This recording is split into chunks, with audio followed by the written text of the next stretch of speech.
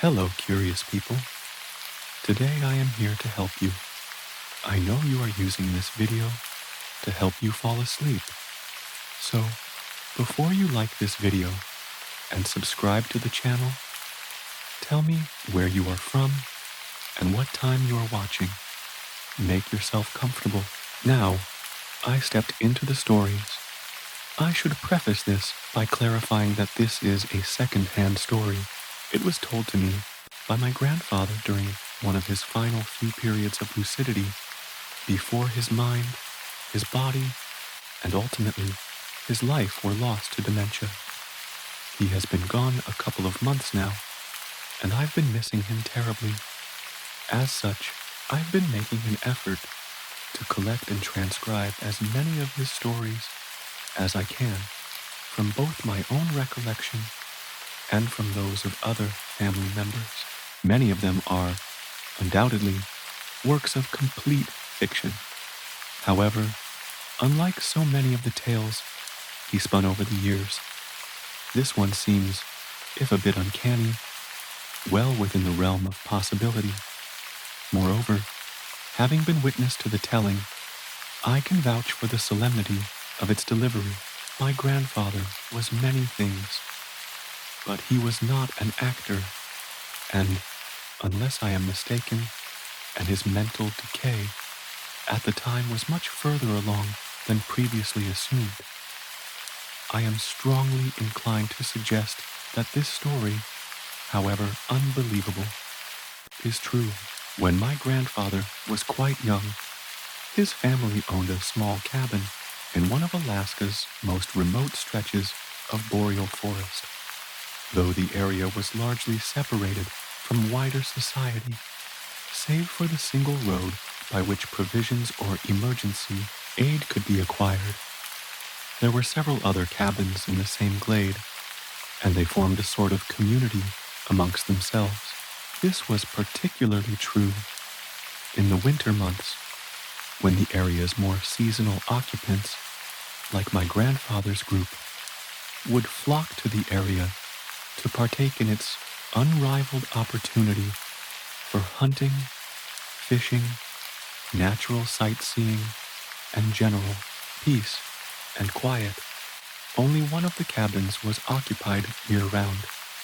It was the largest of the group, and home to an elderly couple who had never managed to have children of their own. They had been the ones to build and sell the other cabins, in the hopes of establishing some form of companionship for themselves in their twilight years. Unlike the other cabins, theirs featured a large, fenced-in garden closest to the house.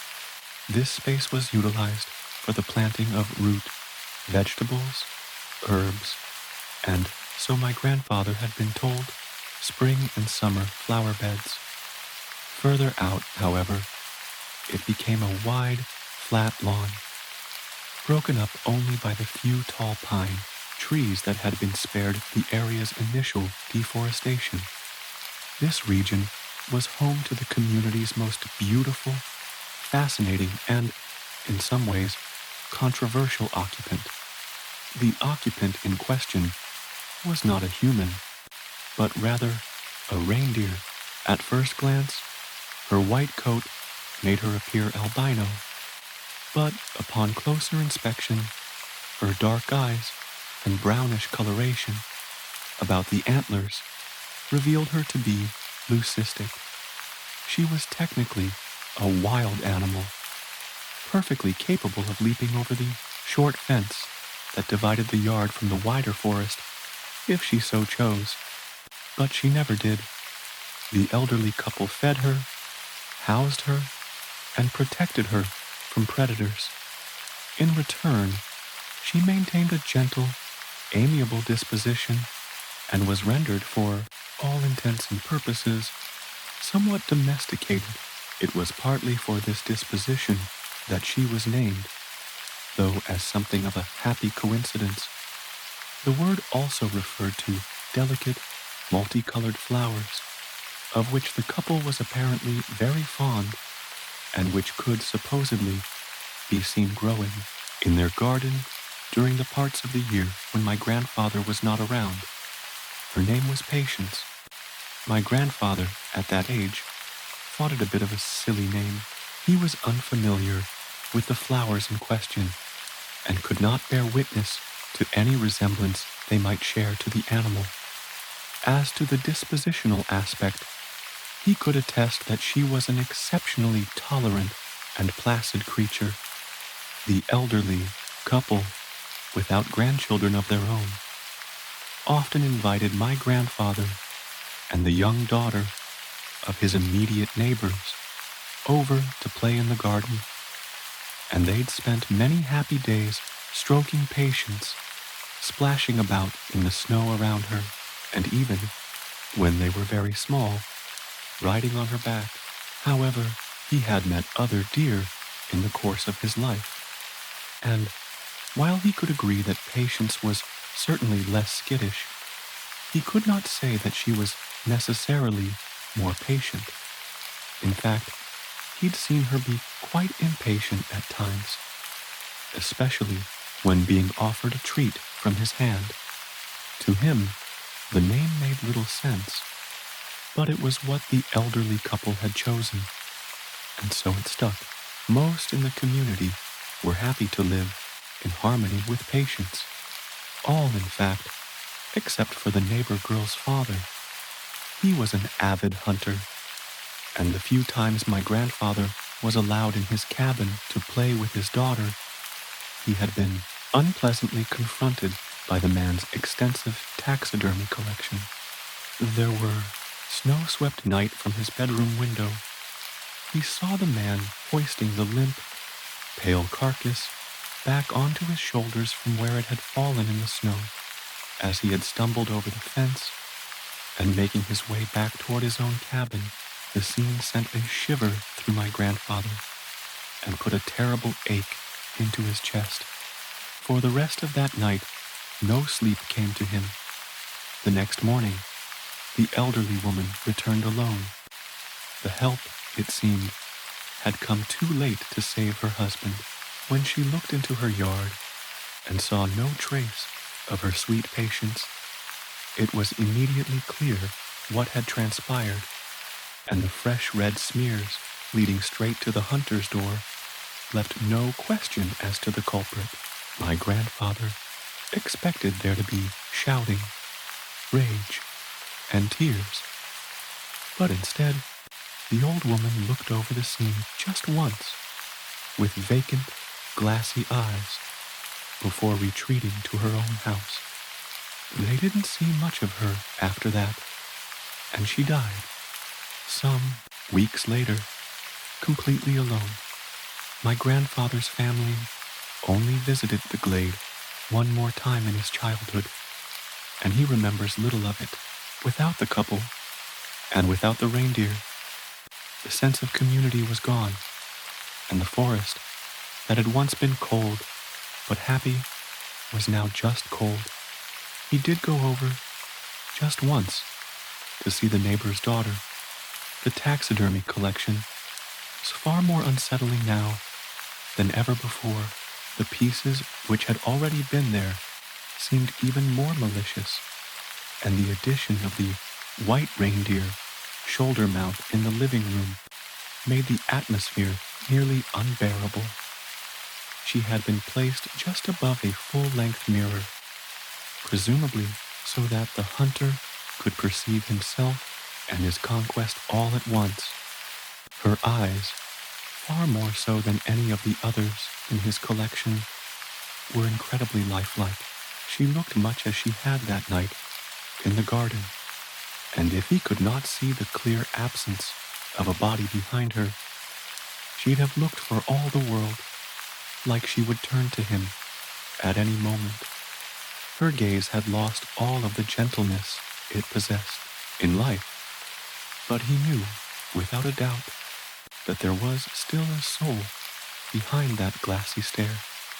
Perhaps, he thought, there might even be more than one. It was not until many years later that my grandfather returned to the cabin. He was now in his 20s, and after the sudden and unexpected death of his father, he decided to spend one last winter at the place to fix it up to sell. The funeral expenses had not been cheap, and his father had been the only one with any desire to hang on to the place. Upon arrival, he discovered two facts in fairly quick succession. The first was that nobody had moved into the old couple's home since their deaths. The windows were dark, the roof in disrepair, and the garden badly overgrown. He understood it, of course. The place was certainly haunted. The second of his discoveries was that the hunter's family was also at the cabins. The daughter, whom he had played with in the old couple's garden all those years ago, was getting married, a winter wedding. It was set for just a few days ahead, and the girl was terribly excited. The family invited him over for a celebratory dinner, but he declined the invitation. He had no desire to go in that house ever again. As an apology for his absence, he went into town the next day to purchase a wedding gift for the bride-to-be. It seemed that after marriage, she was to be the new owner of the cabin, and he more than anyone would agree that it needed something of a redecoration. Having perused the shops, he settled on an intricate painting of a seaside kestrel. He was nearly ready to begin the journey back when something else caught his eye. The next shop over was a nursery, and though the season rendered the available merchandise somewhat limited, there was a short rack near the front of the shop advertising seeds for sale. Perhaps it would be nice, he thought, to get her something with which to start her garden in the spring. Flipping through the slender paper packets, one in particular caught his eye. The front bore an image of delicate, multicolored petals, and the name was one he recognized. The same cold shiver that had run through him all those years ago rocked him again. For just a moment, he wondered whether it might be a bad omen to get them for her. But the next, he found himself out the door, clutching the seed packet in his hand, alongside several others. Before he handed the gifts to her outside her cabin that night, he tucked the packets away in an envelope, as if hoping that the thin white cardstock would be enough to dispel whatever curse might be attached to its contents. Whether the events the following morning were of his doing, he could not say. He was inclined to believe that they would have happened anyway, though he did still wonder whether his gift may have acted as some sort of impetus. Whatever the case, he woke the next morning to calamity in the next cabin. It was not until some time later that he got the full story. Apparently, this brains, the homeless people who come into the ER, have no brains. I work in an ER near San Diego, and the homeless people who come in are not normal. Normally, if someone comes in, you'll sometimes see something unusual, like trench foot on someone.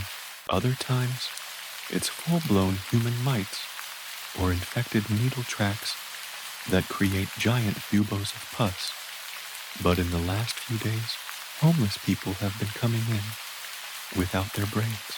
Not like their heads have been cut off or we've just received a body, but they walk in and sit down in the lobby until someone starts taking care of them. As soon as we get an X-ray, there's nothing there, just the remnants of a spinal cord that keeps them alive. No surgery marks, no signs of trauma to the head. They walk in, eyes glazed over, and we start taking care of them. And they have no brain.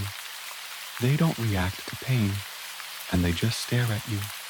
The first one was a 75-year-old man who was starting to suffer from dementia. He was a good guy, and had been living on the streets for years. He was a self-proclaimed wild child who would go around picking flowers, making bouquets, and selling them on the sidewalk. He had come in before for an abscess on his lower back. He wasn't a drug addict, but he didn't really take care of himself. Eventually, he started complaining about seeing spirits, things beyond this world, especially after a meteor shower. He went missing for a few weeks, and the whole community looked for him. He was a good guy, just a little odd. When he came into the ER that night, there was nothing behind his eyes. People talk about the 1,000-yard stare, but this was different. Usually, there's still some semblance of a soul behind those eyes, something screaming, trying to get out. But with him, there was nothing. We originally thought that he needed his abscess drained or dressed properly, or maybe he just wanted a bath and a hot meal. We got him into the back and let him rest for the night.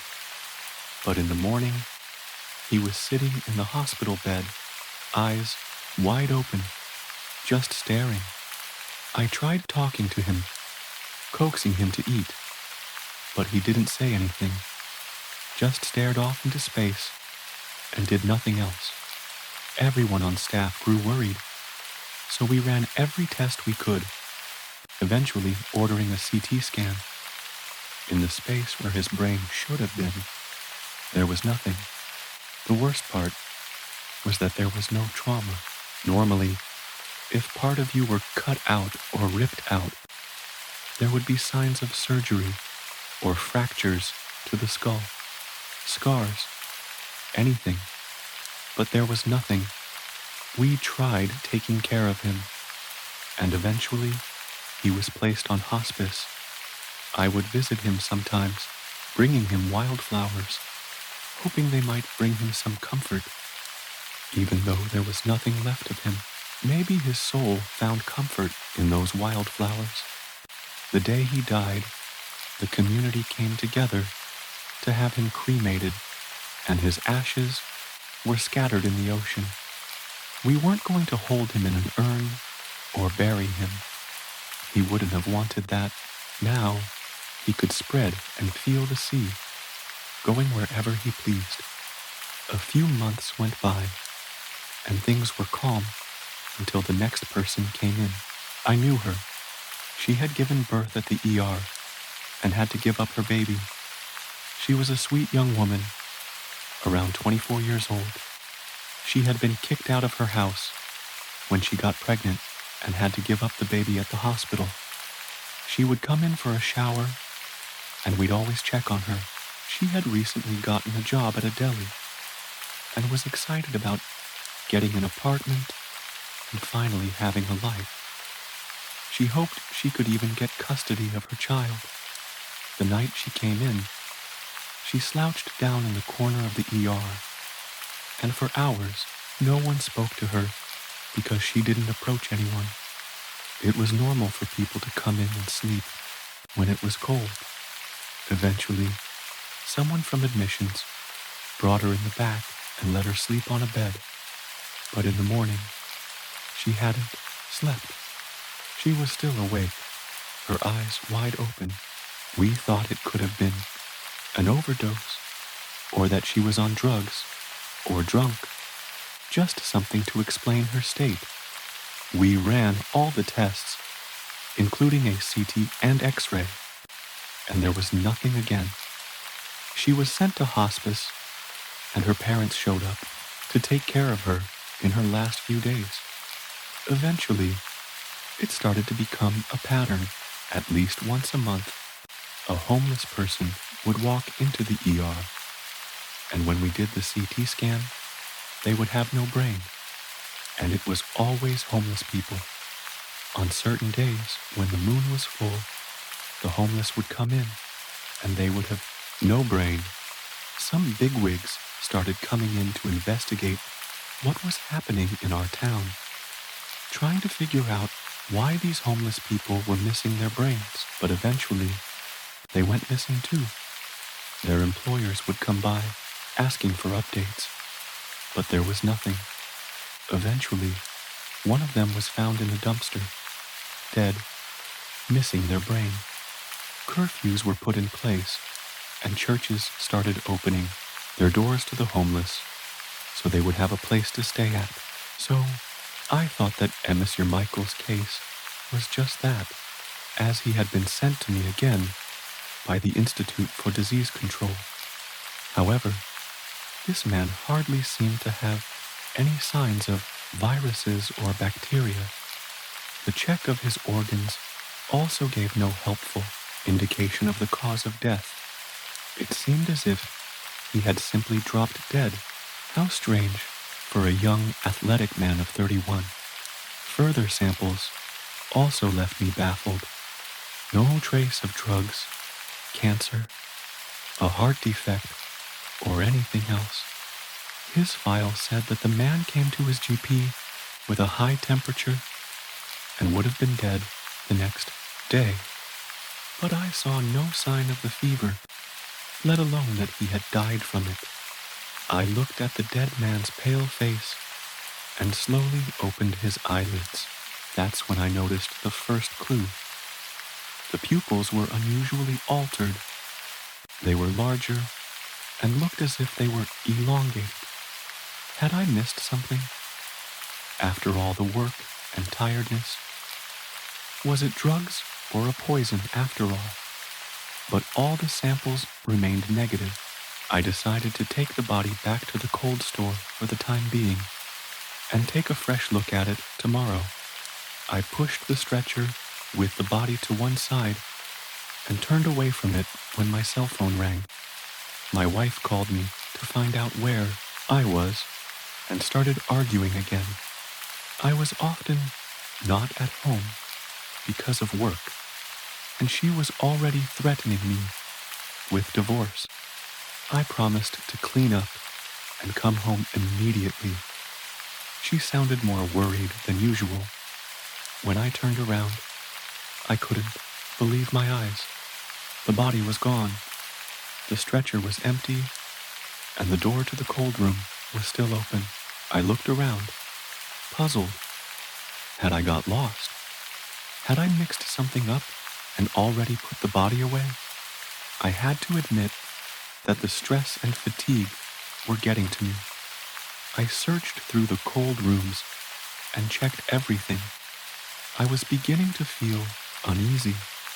The room had an emergency exit, and the main entrance was in my field of vision.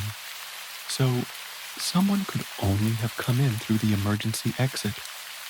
But I should have noticed if someone was carrying a body out. I went to the emergency exit and noticed that the door was locked. I opened it and looked out into the corridor. There was a long lighted corridor and a door with a small window at the end. It was already dark outside. When I turned around, my blood froze in my veins. A figure was crouching behind my desk. It peeked out and seemed to be watching me, pale, completely naked, and with eyes wide open. I saw a broad, tortured grin on its face. I screamed in panic and slammed the door shut. Breathing hastily, I ran through the corridor back to reception.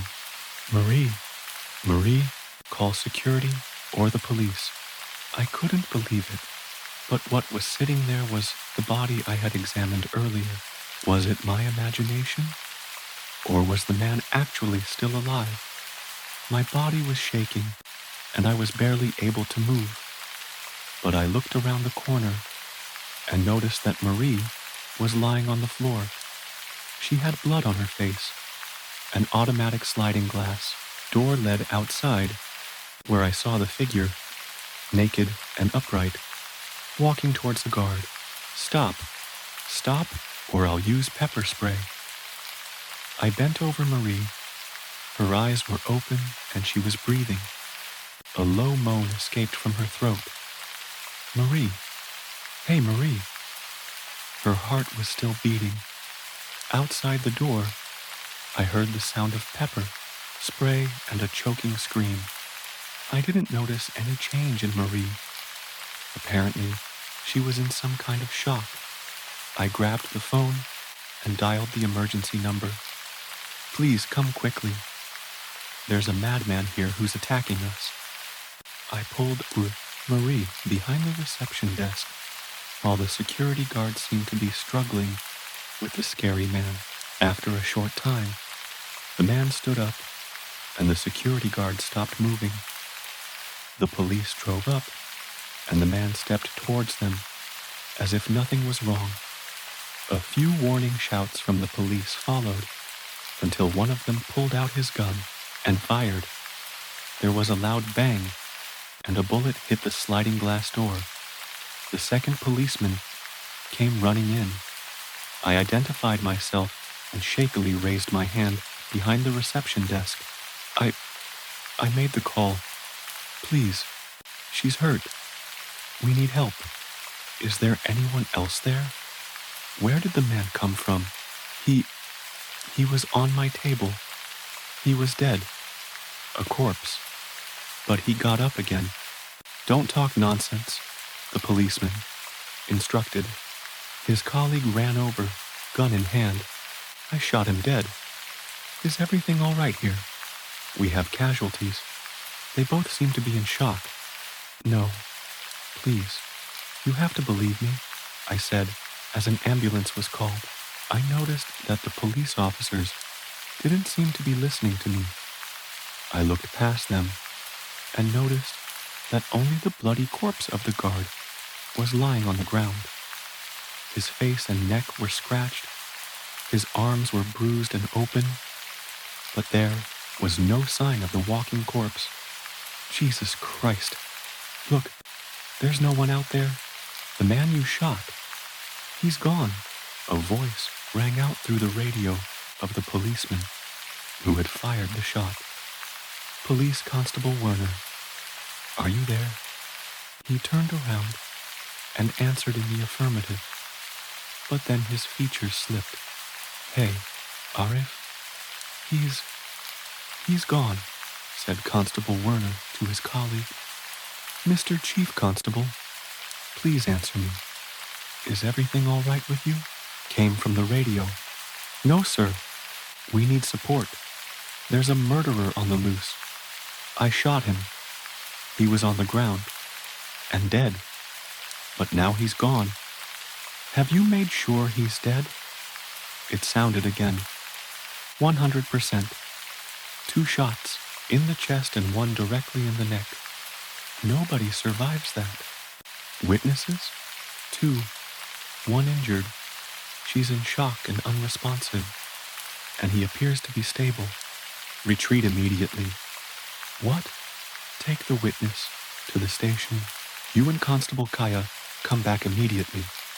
Understood. The policeman Arif Kaya protested. What? We can't just leave. Orders from above. You there, come with me, ordered Chief Constable Werner. But Marie, the emergency services will come immediately. Jens, we can't do that, protested Arif. Orders from above. Come on now, and you too. Or do I have to force you? I agreed. Arif continued to protest, but also got into the car. The policeman Jens drove along the driveway and shook himself. What is it? His colleague asked. I don't know. A strange feeling came over me. I could see the trees and bushes outside next to the pathology building. It was pitch black outside, and somewhere there was this man. The emergency services drove towards us, but we drove on to the police station. Once there, I was questioned about everything that had happened. They didn't answer any of my questions. Only my file on the case was confiscated, and I was given an indefinite leave of absence. I heard about Marie from a colleague. She died in hospital, and the pathologist who examined her, disappeared shortly before her funeral. At the cemetery, we saw the coffin being lowered into the ground. Only I knew that it was empty. I'm stuck in a brutalist alternate dimension.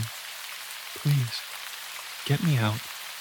Whenever my upstairs neighbors are at their drunkest and making it impossible for me to focus on reading, I find myself spending the evening just staring out the window at the gas station across the street. I watch the cars come and go, bathed in the light of billboards and advertisements. Sometimes I'd come up with little scenarios in my head about where they might be headed. I like to imagine that a few of them are drifters, just passing through, like my town is nothing but a quick pit stop for them, and they'd be back on the open road before long. No responsibilities, no expectations, no concrete cages to suffocate you and keep participating in a system that you despise. Just you, the radio, and a sunset in your rear view. Freedom. It began like any other shitty Monday. I woke up around 7 a.m., sleepwalked through my usual morning routine, checked my social media, and got ready for work. As I stepped out the door, however, something was immediately off. The hallway of my apartment complex looked different. The paint was peeling off the walls, and the floor was a mess. More than I was used to, anyway. It wasn't just the occasional cigarette butt. It seriously looked like it hadn't been swept in years.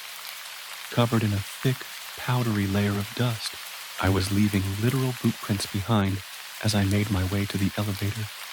I opened the sliding door, only to discover a yawning pit descending into darkness. It looked like the metal cables, or whatever the technical term for those is, had snapped, sending the elevator car plummeting down into the basement.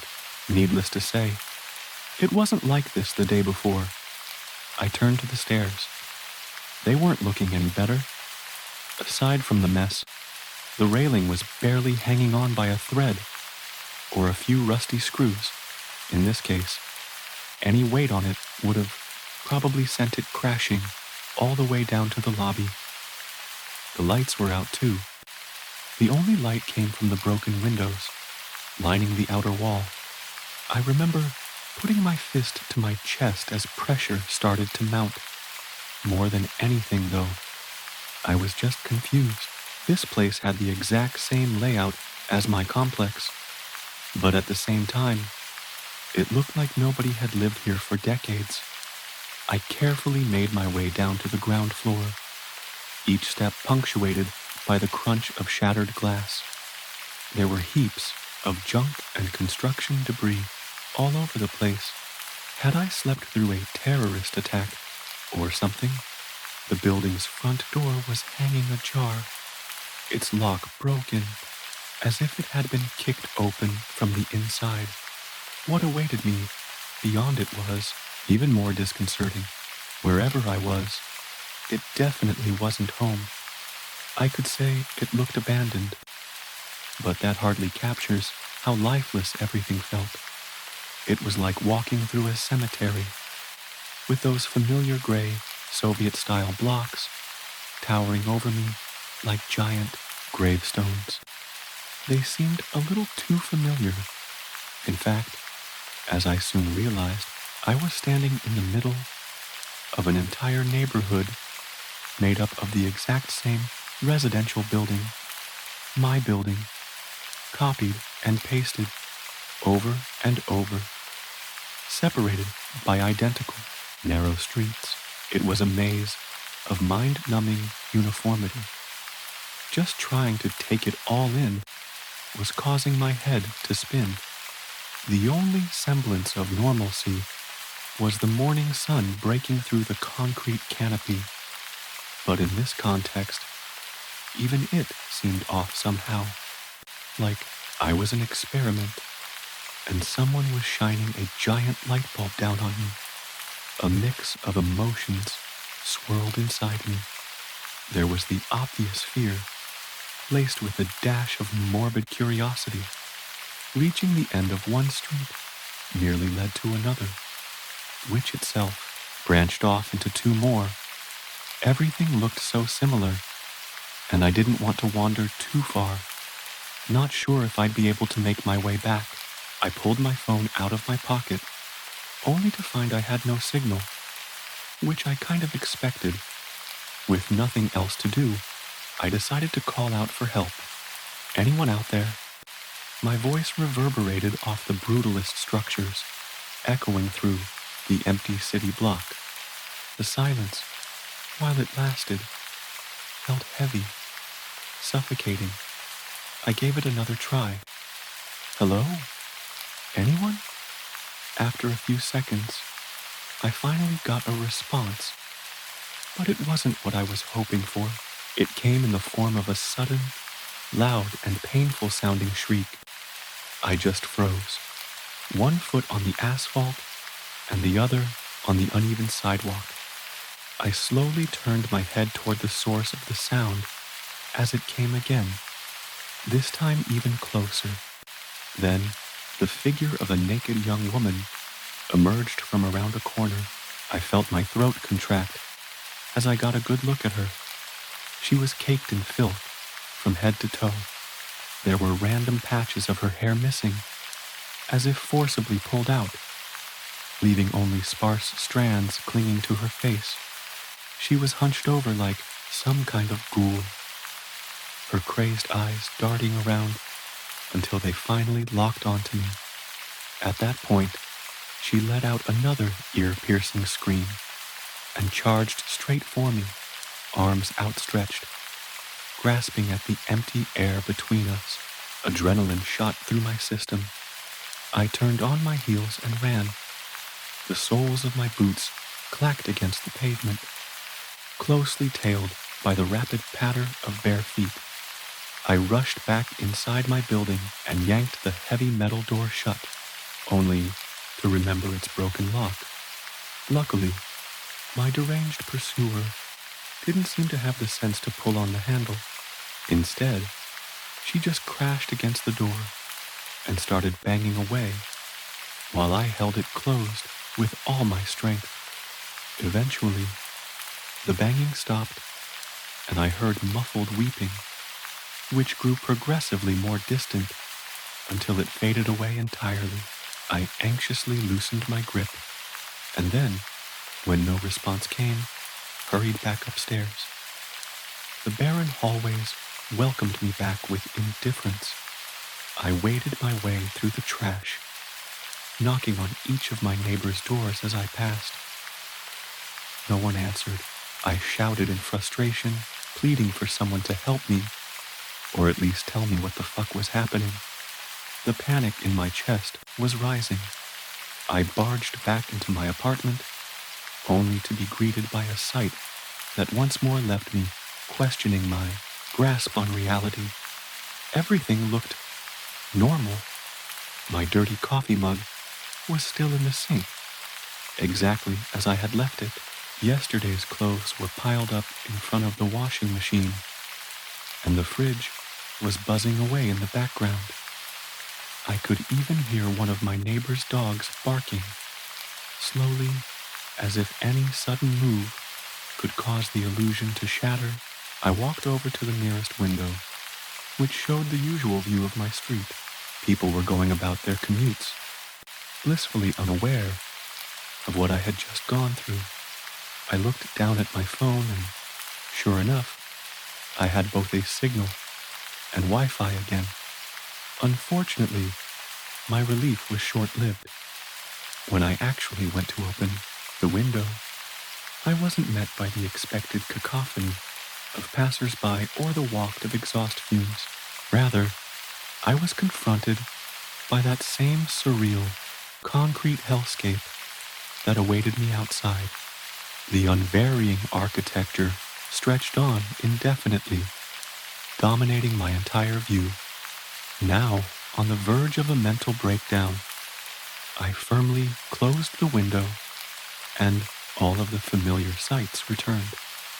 It was as though the glass functioned as a one-way mirror into my former reality, giving me a front row seat to watch as the world moved on without me. Of course, one of the first things I did was reach out for help. Once I finally convinced my brother that I wasn't playing a prank on him, he got the spare keys from my landlord and came over to check on me, only to find an empty apartment. And I mean completely empty, like the day I first moved in, as if all my stuff had just vanished, along with me. Four walls. In gamer terms, it's kind of like my own little personal checkpoint. Eventually, my brother had no choice but to start believing me, and to his credit, has been instrumental in me maintaining what little sanity I have left. That said, neither of us really know who to turn to. Who do you call in case of transdimensional displacement? The police? The government?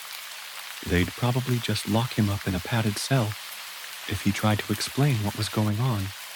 Maybe even accuse him having a role to play in my disappearance.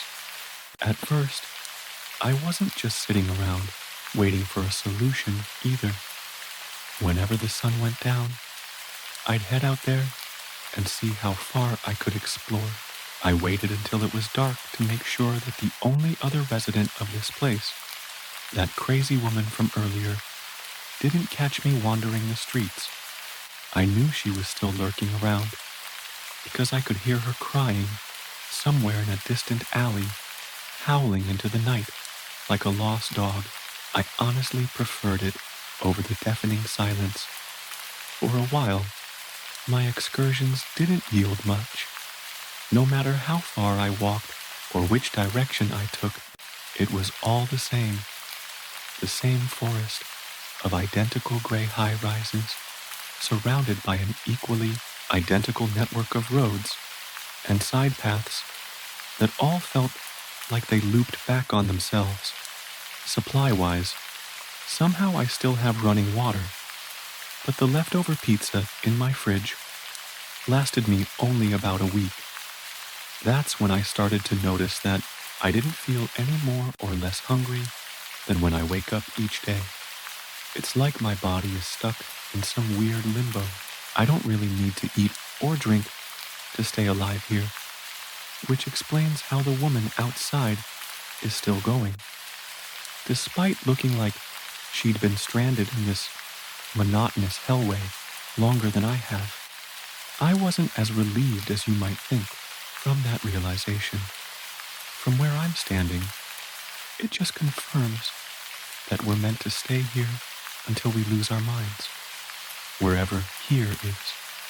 And then, yesterday happened. I finally decided to just pick a direction and start walking, not stopping no matter what. If I lost my way back, so be it. As it turns out, there is an end to this maze. Only it wasn't the one I was hoping for. After maybe a good 4 hours of walking, the buildings and streets abruptly receded, giving way to a perfectly flat field of yellow grass stretching all the way to the horizon. No trees, no hills, nothing. Just an endless plain that led nowhere.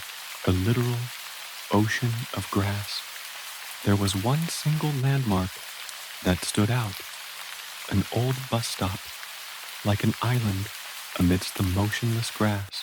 Seated on its bench was the naked woman, her narrow shoulders sagging, looking passively at her feet. With nothing left to lose, I crossed the threshold that marked the end of the cityscape. The grass was surprisingly rigid and firm to the touch.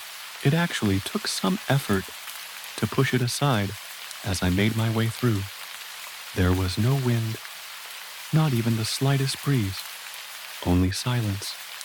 As always, I plopped down next to the woman and glanced over at the electronic sign that shows how long you've got to wait for the next bus. With faint, barely visible characters, it displayed 998948798 minutes. The ridiculous number almost made me burst out laughing.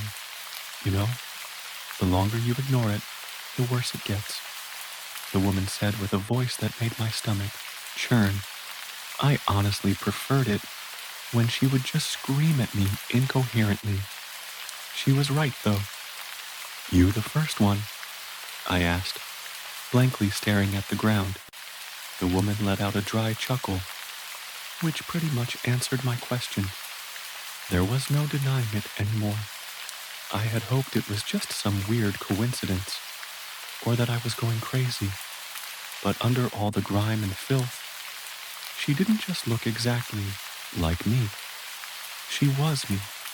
The last one begged me to kill her. I couldn't bring myself to do it. So she did it herself. Jumped right out her window. And why haven't you yet? I asked, not really caring how callous I sounded. After all, I was basically talking to myself. She shrugged, and I nodded, like her answer made complete sense. I looked back at the sign, at that giant number eroding away, yet barely making a difference. I thought about asking her what we were waiting for, but I already knew the answer, or really, the lack thereof. Not that it matters. Neither of us is going to stay sane long enough to see what's at the end of it. Maybe some future version of me will, or maybe it's just a glitchy timer that'll reset once it reaches 0. I wouldn't put it past this place.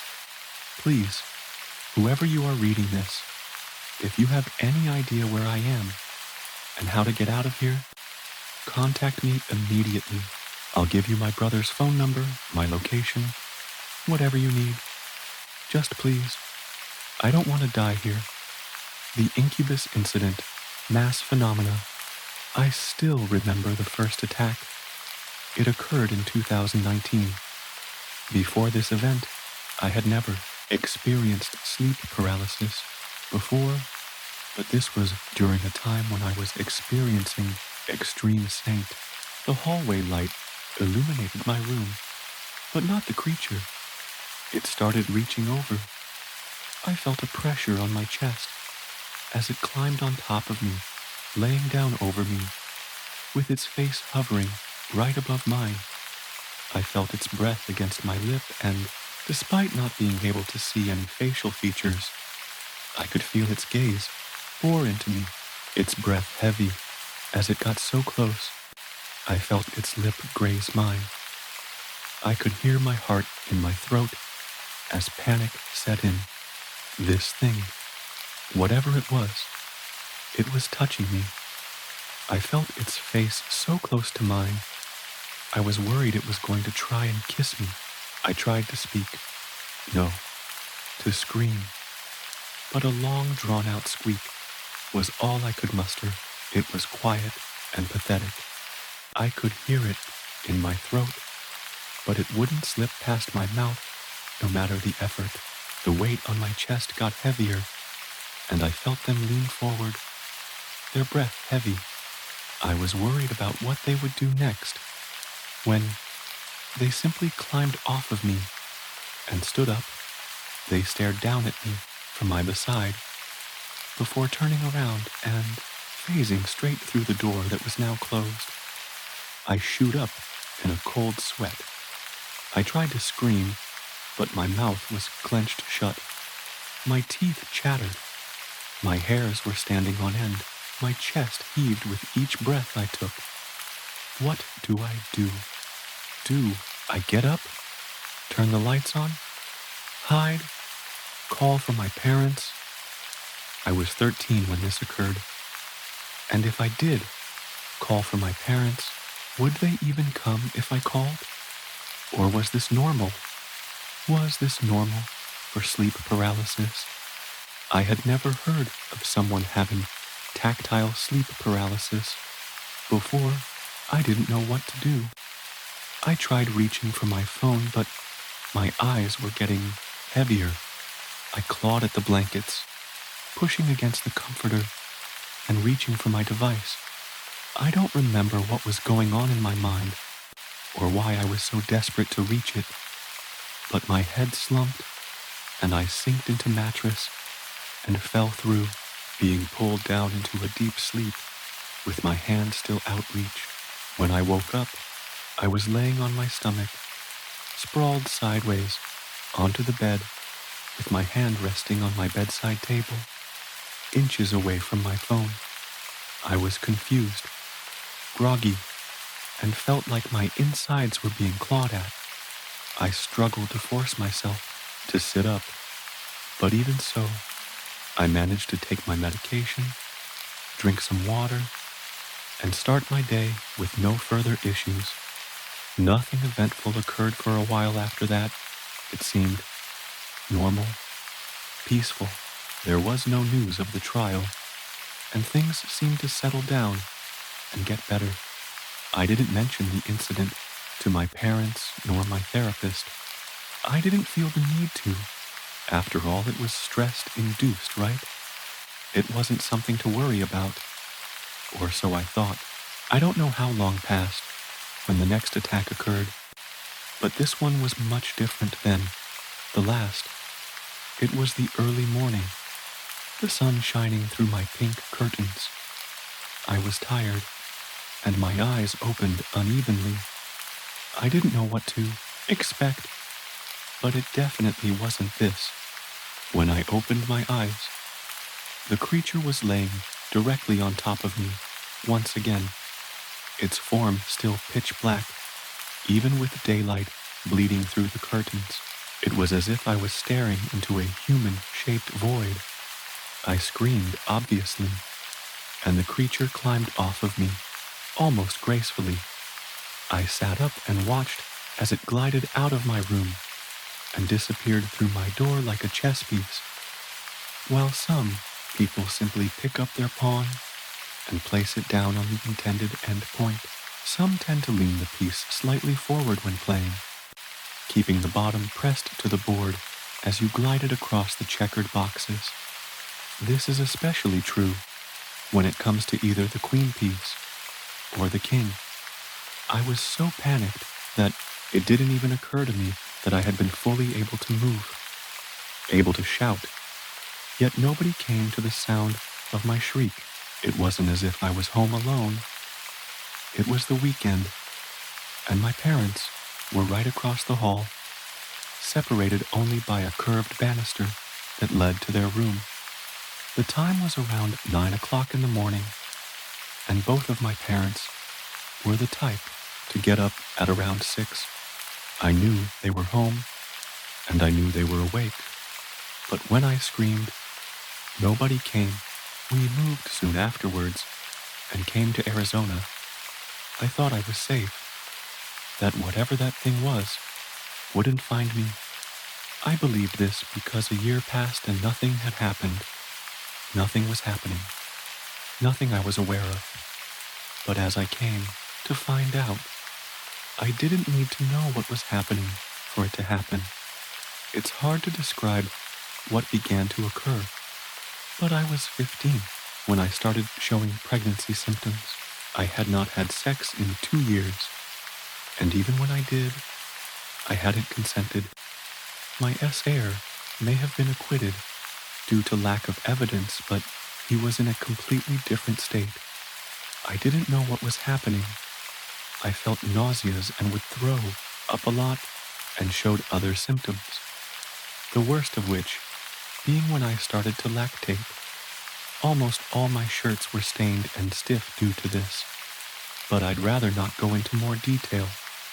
I even gained an allergy to sage, which I only found easier. It was nighttime, and I was laying in bed on my right side, my hand laid at my side, when I started hearing noises. I ignored it, thinking that Hiccup, my cat, was being mischievous or something, but that thought was snuffed out as I heard my name being whispered. I tried to move and was horrified to find myself locked in place. It was happening again. I managed to turn my head ever so slightly, pushing it to point upwards as I tried to will myself to move. I heard my door start creaking open and began to panic. I couldn't move. My whole body was stuck other than my wrist. I shook it back and forth rapidly in desperation, trying to reach out, but my hand would barely inch any direction beside side to side.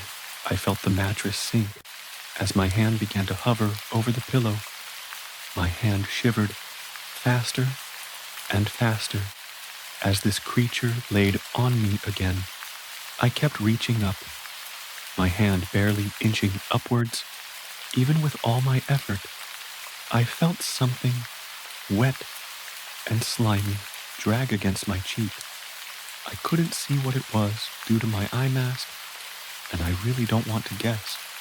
I felt its head pull slightly back, my hand raised higher and higher as I tried to grab this thing, pull it off, do something, anything, when I heard it speak. Everything went cold. I was horrified.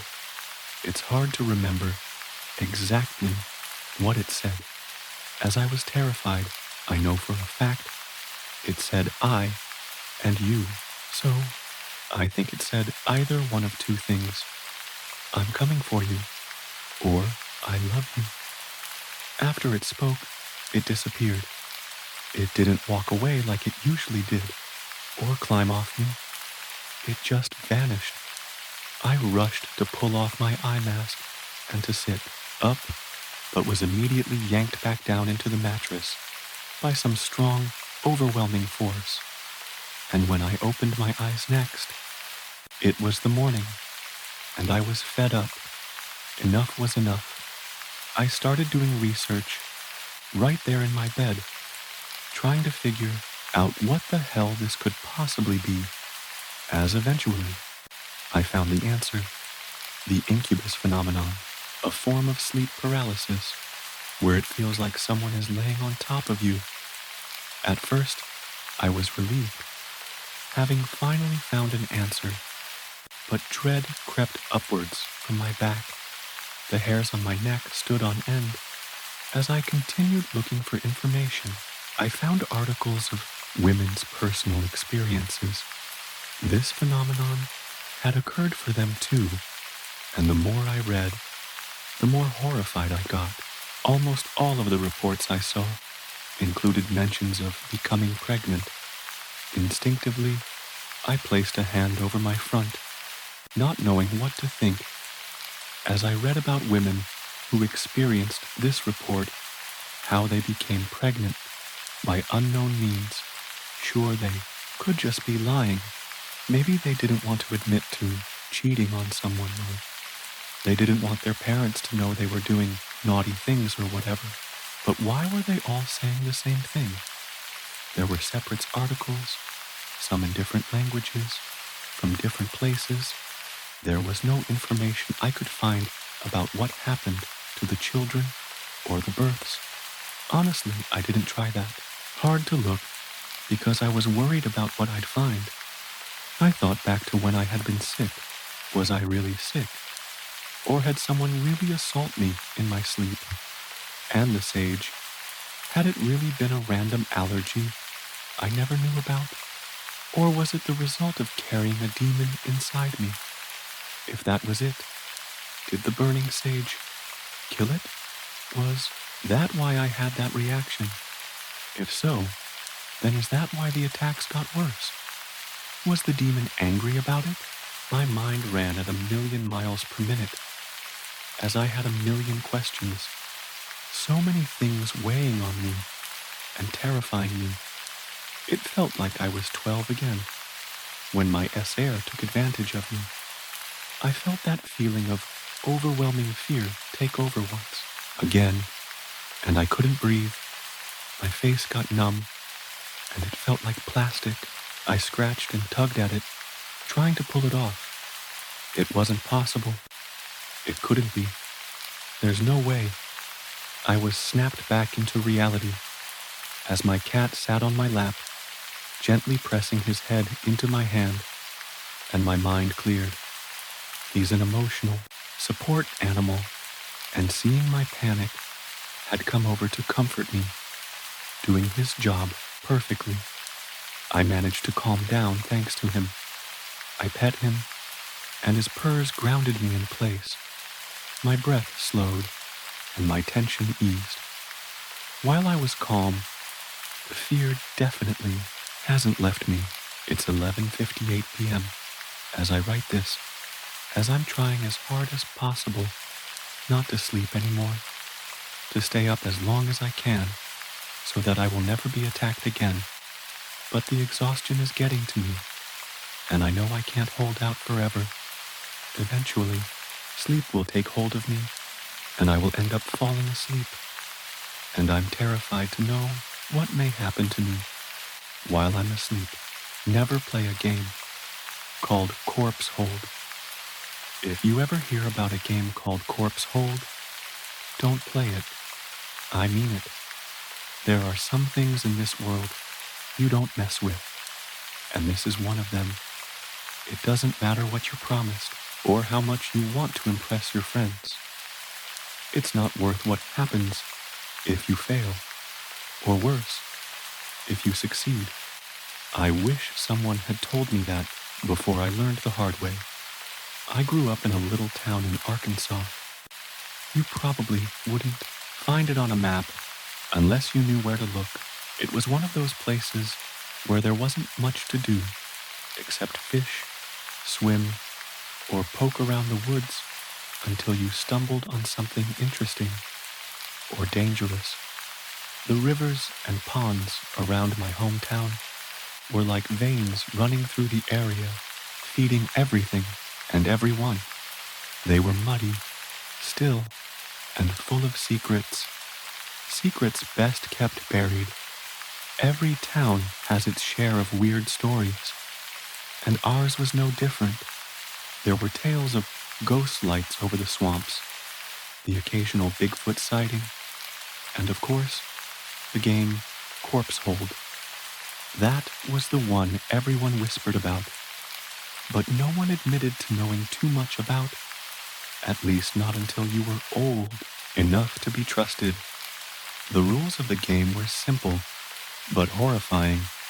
You were supposed to find a witness, someone who'd done it before. Then, under their supervision, you'd go out to a particular pond after dark, wade into the water, and touch a corpse that supposedly lay at the bottom. Not just touch it, though. Both hands had to stay on the body for a full hour. No breaks, no pulling away, no excuses. If you messed up, you had to start over. The legend says the corpse never decomposes, no matter how long it's been there. People whispered that it was decades old, maybe more, but no one seemed to know where it came from or why it stayed preserved. The kids who'd done it swore by its power, claiming it brought them wealth, luck, and protection. But there were just as many stories about the ones who'd failed, how they'd been cursed, gone missing, or died in gruesome ways. I always thought it was just a stupid urban legend, a way for older kids to scare the younger ones, or keep them out of the woods at night. I even laughed about it with my friends, saying things like, "Yeah, I'll play it when pigs fly." But when I turned 13, everything changed. One summer night, I was hanging out at the old baseball diamond with some of the neighborhood kids. It was one of those humid nights where the air sticks to your skin and the mosquitoes are relentless. We were talking about nothing in particular when Eddie, one of the older boys, leaned in close and said, "You ever hear about Corpse Hold?" Everyone went quiet. Even the bugs fell silent for a second. "Yeah," I said, trying to sound casual. "What about it?" Eddie smirked. "You think you've got what it takes to play?" I laughed nervously. "What? You mean touching some dead guy for an hour? Sounds like a joke." "It's not a joke," Eddie said, his voice suddenly serious. "It's real. And if you've got the guts We can take you tonight. The others started chiming in, some goading me on, others looking uneasy. I could feel the group closing in, their expectations weighing on me. I didn't want to seem scared or weak, but something about the way Eddie said it sent a chill down my spine. What happens if I don't? I asked, trying to keep my voice steady. Eddie shrugged. Nothing, but you'll always wonder what could have been. He said it like he knew something I didn't, like there was a secret only people who played the game could understand. That's what did it for me. It wasn't the promise of fortune or luck. It was the idea that I might miss out on something big. I nodded. All right, let's do it. The group broke into cheers and jeers, slapping me on the back and congratulating me like I'd just won a prize. But I didn't feel like a winner. I felt like a mouse walking into a trap. We met later that night at the edge of the woods, where the dirt trail to the pond began. Eddie was waiting there with the others, Sammy, Kyle, and Maria.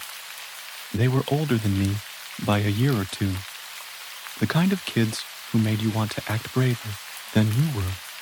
They had flashlights, snacks stuffed into their backpacks, and a confidence that didn't quite match the uneasiness in their eyes. Eddie handed me a flashlight. You ready for this? I nodded, but my stomach was in knots. The trail was narrow, cutting through tall grass and clusters of trees. Every snap of a twig made me jump, but the others just kept walking, their flashlights bouncing in the dark like fireflies. Nobody talked much. It was as if the gravity of what we were about to do was sinking in for everyone, even the ones who'd done it before. What's the deal with this pond anyway? I asked, breaking the silence. Why there? Maria glanced over her shoulder. Because that's where he is. He, the corpse, she said, like it was obvious. Yo, a man whom I'd never seen before and who no one had mentioned, crept out of the shadows at the far end of the pond like he'd been waiting there all along. He was tall and thin, with a face that was too pale and eyes that didn't reflect the light. I glanced at Eddie, expecting him to be as nervous as I was, but he wasn't. Instead, he appeared calm and unbothered. His expression said it all. He was expecting this. What's going on? I asked, my confidence wavering. Eddie, you're seeing this, right? He didn't answer. Reluctantly, I turned my attention back to face the man. His clothes were soaked, clinging to his bony frame, and he was grinning, an unsettling sort of smile that made my stomach drop. Who's this? The stranger asked, his voice low and gravelly. Eddie stepped aside, motioning to me. He's the one. The man nodded, then waded toward me with slow, deliberate movements. The water barely rippled around him, like it didn't dare touch him more than it had to. When he reached me, he extended a hand. I hesitated, but Eddie nudged me forward. Take it. I did. His grip was cold and firm, like holding onto a fistful of icicles. He led me deeper into the pond, his other hand gripping my shoulder to steady me. Don't move, he said, stopping abruptly. Then he plunged his arm into the water. The sound of it made my chest tighten, a wet, sucking noise, as his hand disappeared beneath the surface. For a moment, nothing happened. Then he pulled, and the corpse came into view. The man pulled with slow, steady force, and the corpse emerged from the black water. I don't know what I expected. Maybe something bloated or skeletal, but this wasn't like that. The body looked intact. Its skin was pale and rubbery, stretched tightly over its frame like it had been dipped in wax. Its clothes were old-fashioned, suspenders and a button-up shirt that clung wetly to its chest. Its eyes were closed, its mouth slightly open, and its hair, dark and slick, was plastered to its head. "How is it not rotting?" I whispered. "Doesn't rot," Eddie said behind me. His voice sounded far away, like he didn't want to be any closer than he had to be. The man, no one ever told me his name, if he even had one, placed both of his hands under the corpse's arms, holding it upright. The water lapped gently against its torso, the only sound in the suffocating quiet. "Step forward," the man said. My legs felt like they'd turned to stone. Every instinct screamed at me to run, to get out of that water and never come back. But Eddie was standing behind me, and when I glanced back, his expression was firm. There was no way I was backing out now.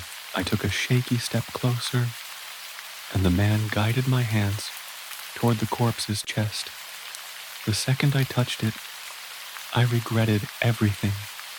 The skin was ice cold, slimy but firm, with the texture of wet rubber. My stomach churned, and I had to bite the inside of my cheek to keep from gagging. "Both hands," the man said. I placed my other hand on the corpse, my palms flat against its chest. The water rippled around us, and I swear I felt something shift beneath my palms. "Keep them there," the man continued. "Don't move, no matter what." I nodded, too scared to speak. "Your hour starts now," Eddie called from the shore. The first few minutes passed in agonizing silence. The corpse didn't move, but the sensation of touching it was unbearable. My hands were stiff and numb, and my mind was racing, conjuring every horror story I'd ever heard about spirits, curses, and the vengeful dead. I tried to distract myself by focusing on the sounds around me, the croak of frogs, the buzz of insects, the occasional rustling of leaves, but the stillness of the pond was oppressive, and every tiny sound felt amplified. Then came the whispers. At first, I thought it was the wind. I was wrong. They were words, low and guttural, spoken in a language I didn't recognize by someone, or something that wasn't human. And even as they grew clearer, I couldn't understand them. I glanced at the man, but he didn't react. His focus was entirely on the corpse, his pale eyes unblinking. "Do you hear that?" I asked, my voice trembling. He didn't answer. My hands began to cramp, and I shifted my weight, trying to stay steady in the water. As the minutes crawled by, the whispers grew louder and more insistent. They weren't coming from the man or from Eddie. They were coming from the corpse. "Stay still," the man said sharply, his voice cutting through the whispers. I froze. Somewhere around the halfway mark, something changed. The corpse shifted. It was subtle at first, a slight movement beneath my hands, like a muscle twitching. I told myself it was just my imagination, that the cold, the water, and the darkness were playing tricks on me. But then it moved again, stronger this time. Its chest rose slightly, as if taking a breath. I panicked and jerked my hands away. "No," the man barked. His V, my parents chalked it up to nerves. They thought I was just upset about Mark's death, which made sense. Everyone in town was talking about it, how he'd been found by the river, how the sheriff thought it was an accident, how tragic it was to lose someone so young. But I knew the truth, and it was eating me alive. Eddie and the others acted like nothing had happened. When I saw them at school, they smiled, laughed, and carried on like normal. But when I caught Eddie's eye, I saw it. The same fear I felt. He didn't say anything to me, but his expression was clear. Don't talk about it. Don't even think about it. About a week after the ritual, things started to change. It was subtle at first. I found a $20 bill on the sidewalk. On my way home from school, I aced a math quiz I hadn't studied for. The neighbor's dog, who usually barked at me, wagged his tail and let me pet him. At first, I thought it was just a coincidence, but then it kept happening. My mom won a raffle at the grocery store, $500 in gift cards. My dad's old truck, which had been acting up for months, suddenly started running like new. And me? I couldn't lose.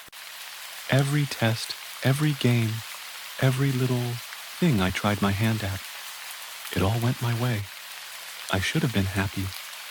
I should have felt like it was all worth it, but I didn't. The luck didn't feel like mine. It felt borrowed, like it could be taken away at any moment. And no matter how much good came my way, the dread never subsided. One night, I woke up to a sound outside my window. It wasn't loud, just a faint tapping, like fingernails against glass.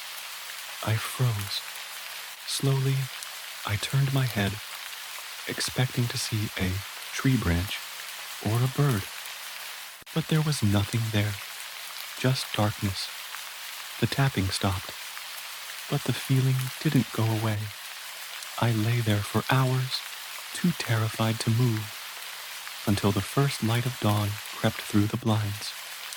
The next day, I ran into Eddie after school. He pulled me aside, away from the others, and lowered his voice. "You've noticed it, haven't you?" he asked.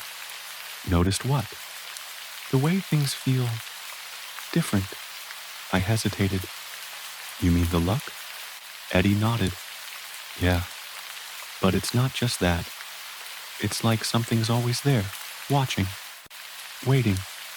I didn't want to admit it, but he was right. "What happens now?" I asked. Eddie shrugged. "You keep your mouth shut, and you hope for the best. That's it? That's all you can do?" he said, his tone grim. "You think this is over just because you finished the game? It's never over." I tried to put his words out of my mind, but they stuck with me. Everywhere I went, I felt it. Even when things went right, it felt wrong, like I was being rewarded for something I didn't deserve. Then, one afternoon, I saw Maria walking home from school. She was alone, her face pale and drawn.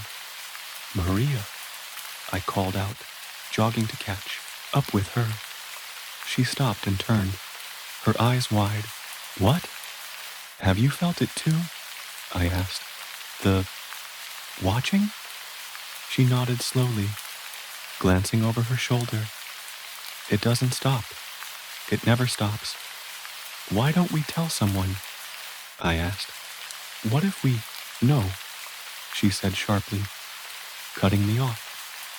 "You don't tell anyone. You don't even think about telling anyone.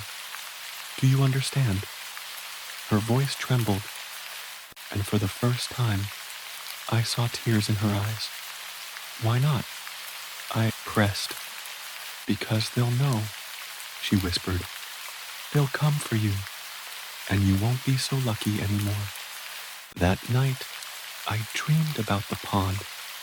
I saw the man standing in the water, his pale eyes locked on mine.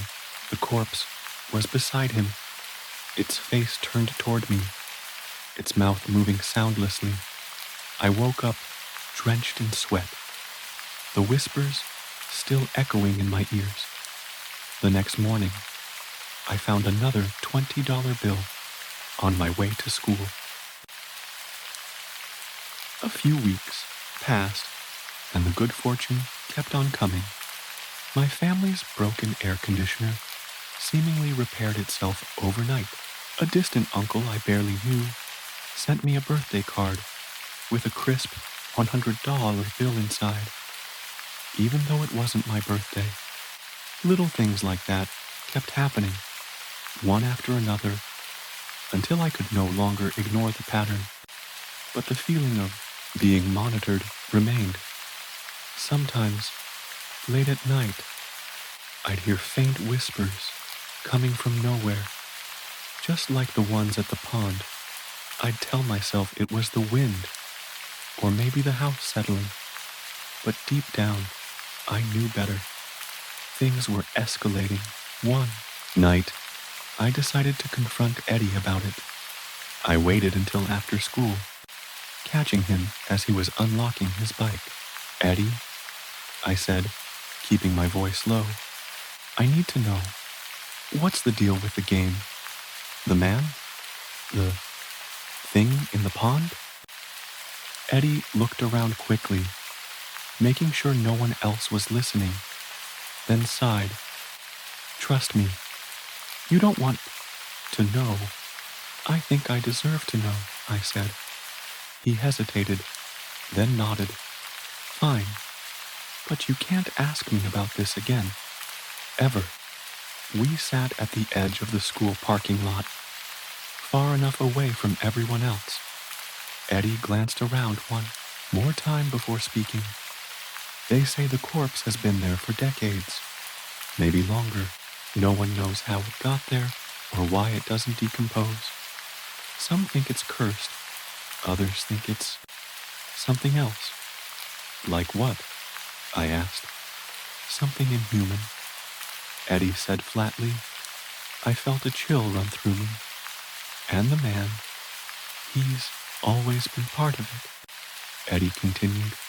"Every group that's ever played the game talks about him, but no one knows who he is. Some people think he's a spirit, like the corpse. Others think he's just a man. But whatever he is, he's tied to the pond. He never leaves." I thought about the way the man had disappeared into the water, how he'd seemed to sink without a trace, and shivered. "What happens if you back out?" I asked. "You saw what happened to Mark," Eddie said. "Yeah, but why?" Eddie stared at me for a long moment before answering. "Corpse hold is more than a game. It's a ritual, and when you start it, you make a deal. If you follow the rules, you get what you were promised.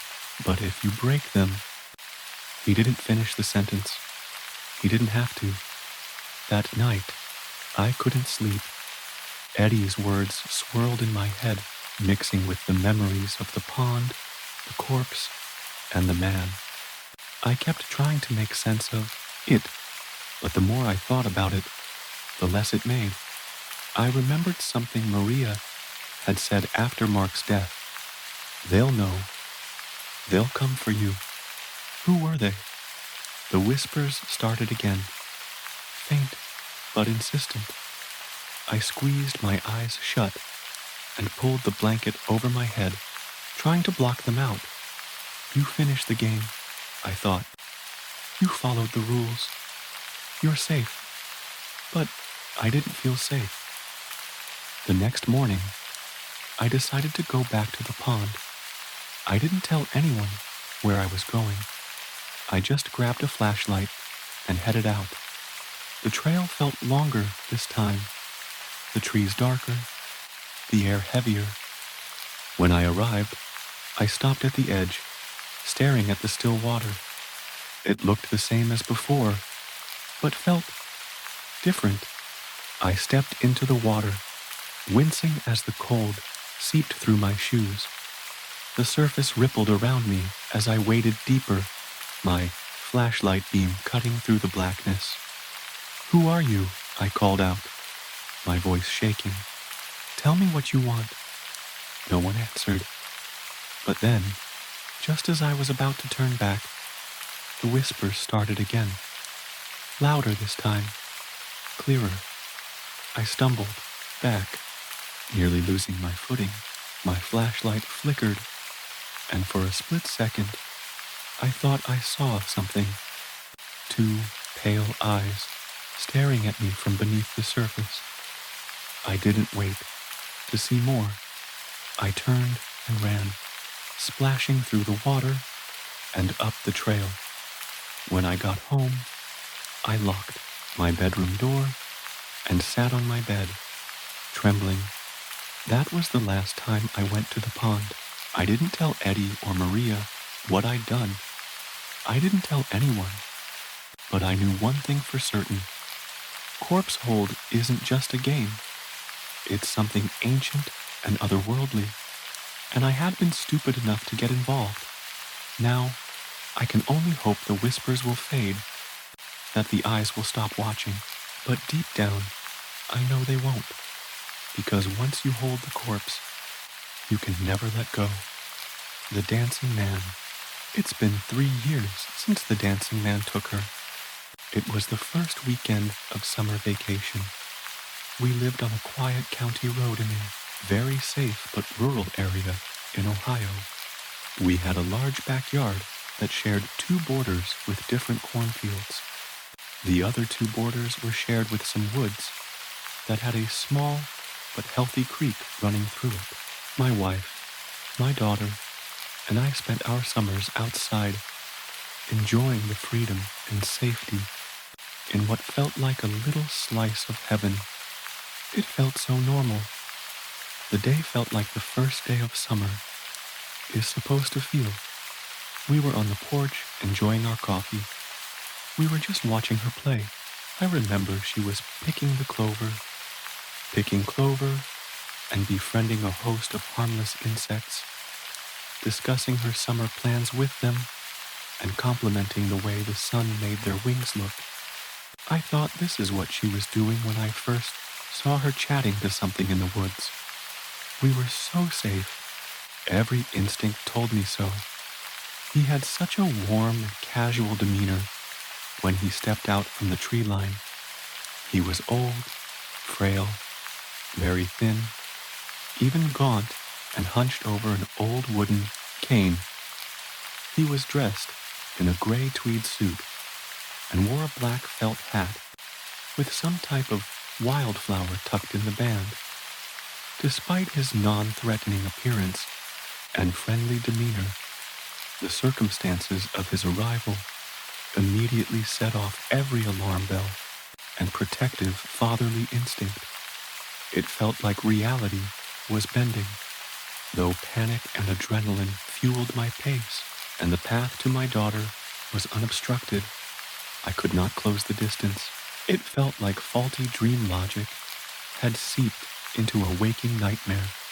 I would trip over imaginary obstacles, get turned around mid-step, feel like my shoes were tied together, or like everything was coated in lubricant. I can't explain it. Reality was shattering. I couldn't reach her. I watched in desperation as the man sweetly presented her with the wildflower from his hat, which she gratefully accepted. The man then looked at me with wide, unblinking eyes and lifeless grin and began to dance. His dance was unnatural. It lacked rhythm or any kind of pattern whatsoever. The movement was spasmodic, but felt primal and meaningful. He was unnaturally limber and appeared to be double-jointed in several places. He never blinked or broke eye contact. It was grotesque. I was about to be sick when my daughter slowly turned to face me. Her face had changed. She was wearing the same empty, grinning expression as the man. She turned until she was squarely facing me. at which point she briefly paused before beginning to dance. She danced in horribly perfect lockstep with the man. Though she didn't seem to be processing pain, I could hear her joints snap due to the unnatural range of motion the dance demanded. Neither of them blinked or broke eye contact as they backed into the woods together, their movements perfectly synchronized. It's been 3 years. No trace of my daughter or the dancing man has ever been found. My organ donor is still alive. This kind of thing is never supposed to happen, at least not in this country, and certainly not in this day and age. Organ donations are supposed to be safe and regulated, and mistakes like this are not normal. At least, I hope not. I'm old enough to remember a time in my small town when we didn't even have a hospital, and now our little burg has a full clinic and even a couple surgeons.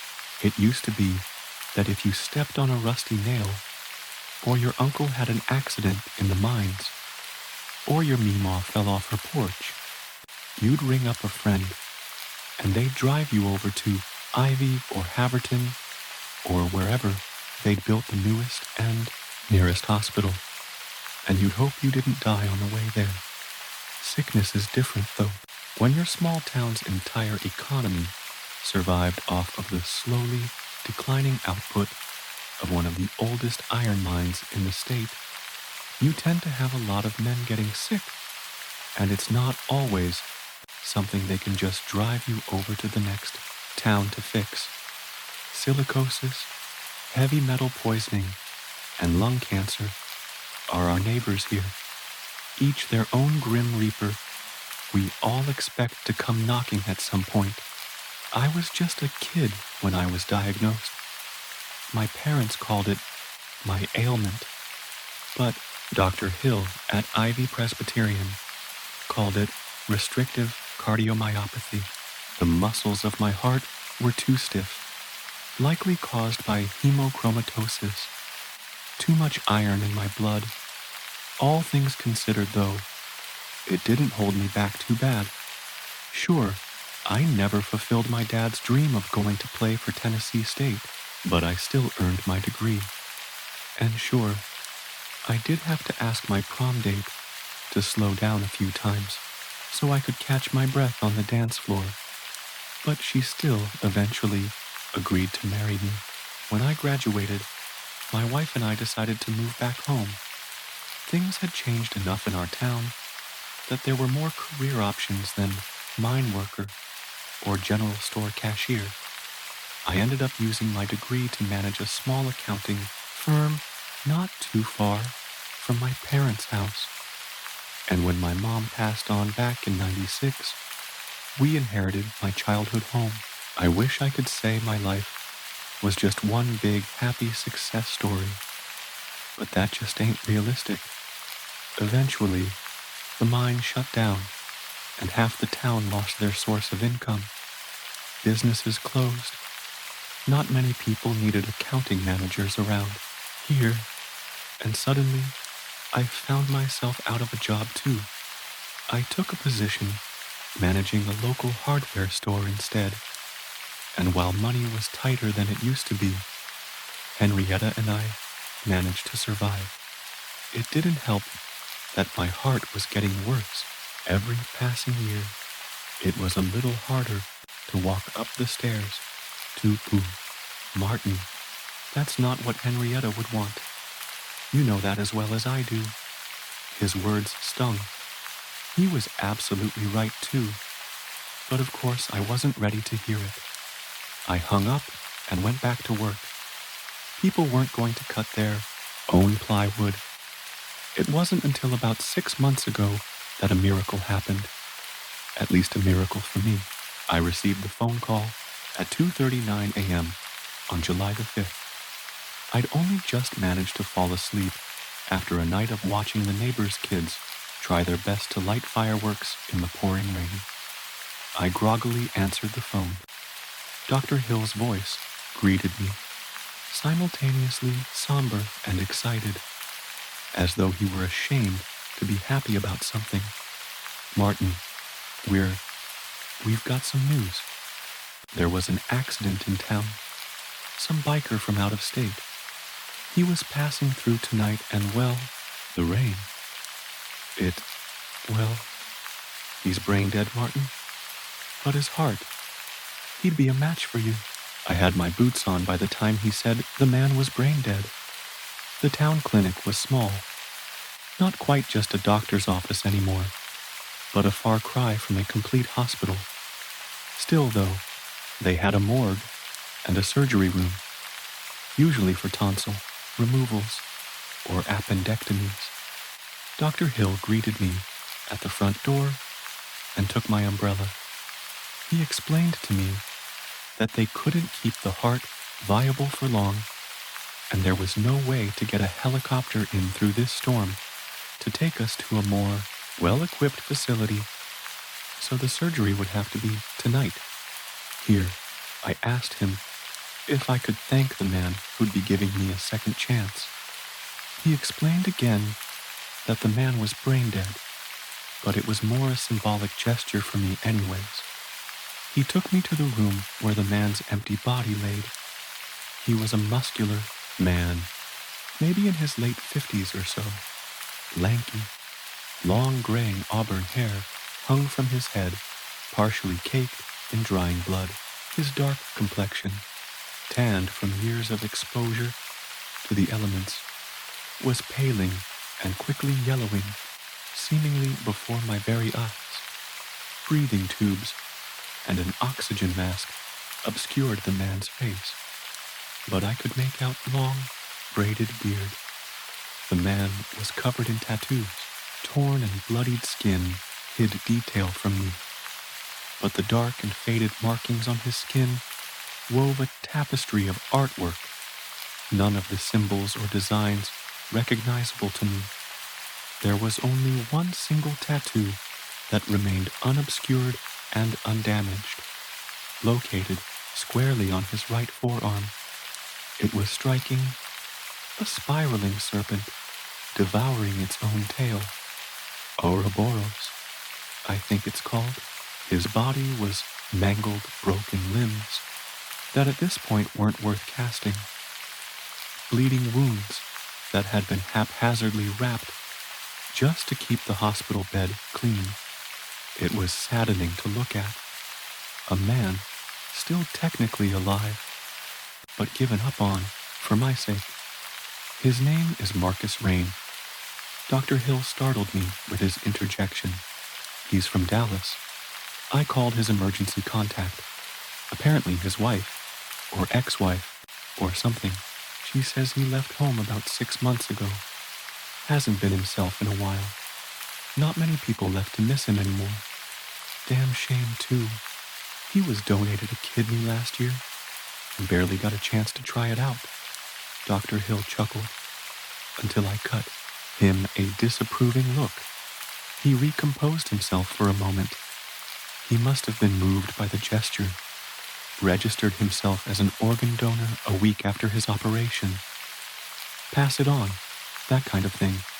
I softly placed my weathered hand over Marcus's for a moment and whispered a silent thank you as Dr. Hill began to prepare for surgery. I woke up the following evening. There was no ICU at the clinic, so Dr. Hill had called up a few colleagues to come and help ensure my post-operation went smoothly. They gradually eased me off of my medications, and within a few days, Dr. Hill was driving me back home. Now you remember to stop taking your old medication. It'll interfere with the success of the transplant, he chided. And take it easy for as long as you can. Let Damien or one of the other clerks saw the 2x4s at the shop, and absolutely no heavy lifting. Marcus's heart was healthy, but there was some minor scarring that could be an issue if you don't let it rest for at least a few months. I reassured Dr. Hill that I'd take good care of myself, but secretly, I was only excited to have a second chance at a normal life. I could eventually start exercising again. I could travel. I might even pick up hiking. Dr. Hill dropped me off at home, but not before once again warning me about the symptoms I could expect in the weeks post-op. Fever, fatigue, chest pain, all supposed to be completely normal.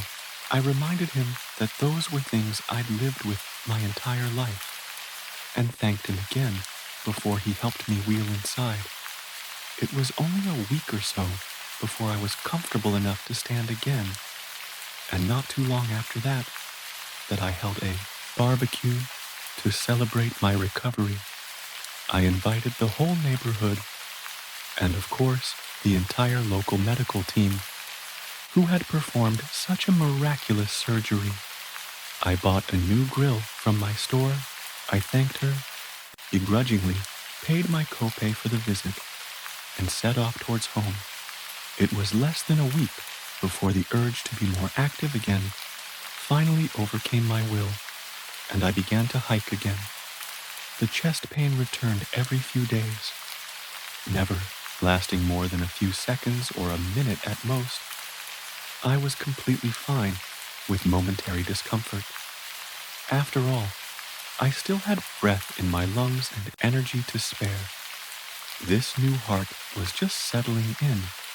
I told myself, after all, it was supplying a whole new body with a lifetime of energy that had been stolen from it. It was 2 months post-operation that the varicose veins appeared. I'm not exactly a spring chicken, but I didn't think it was normal for those to appear quite so soon, or so suddenly. I decided that it would be best if I avoided the doctor entirely for this one. I pulled out my old work laptop and booted up my internet connection and Googled something for the first time since my wife's doctor told us she had myelodysplasia. Search results indicated about what I'd expected. Varicose veins can appear due to stress, aging, and high blood pressure. That had to be it. My new heart beat with a vitality and strength that my circulatory system just needed time to adjust to. I excitedly laced up my hiking boots and left on my next trip up the mountain. I remember making it just past the out-jutted rock you could see from my backyard when I must have blacked out.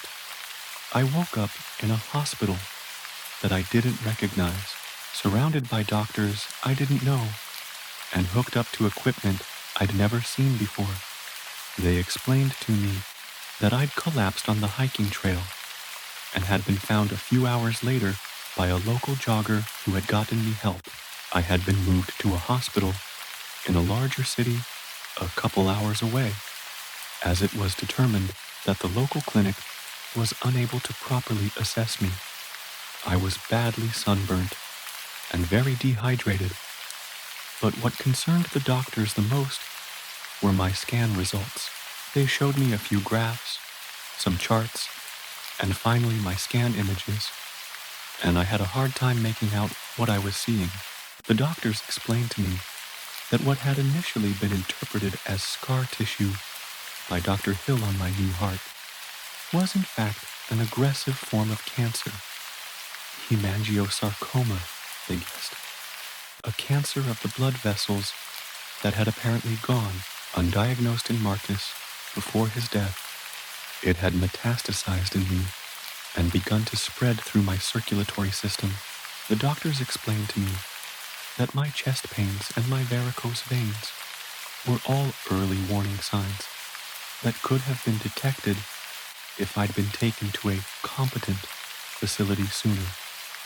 They gave me about 5 months to live and sent me on my way. Dr. Hill seemed a little overly smug as he picked me up from the hospital. "You know I used to work here. It's where I first diagnosed your heart issue when you were a boy." I shrugged, not enthused to endure his "I told you so" old man's smugness on the 2-hour drive home. Jesus, Martin, why is it so hard for you to listen to me?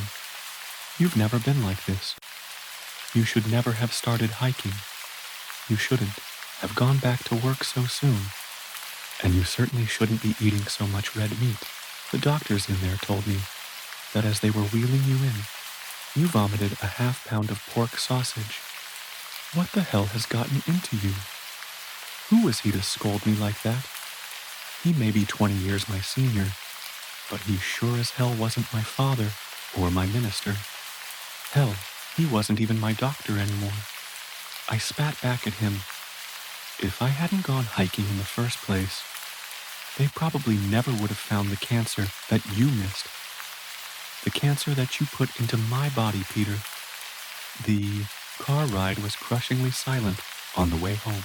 My anger towards him bubbled inside, and I silently enjoyed the sensation of my blood boiling, an emotional luxury my old heart never could have afforded.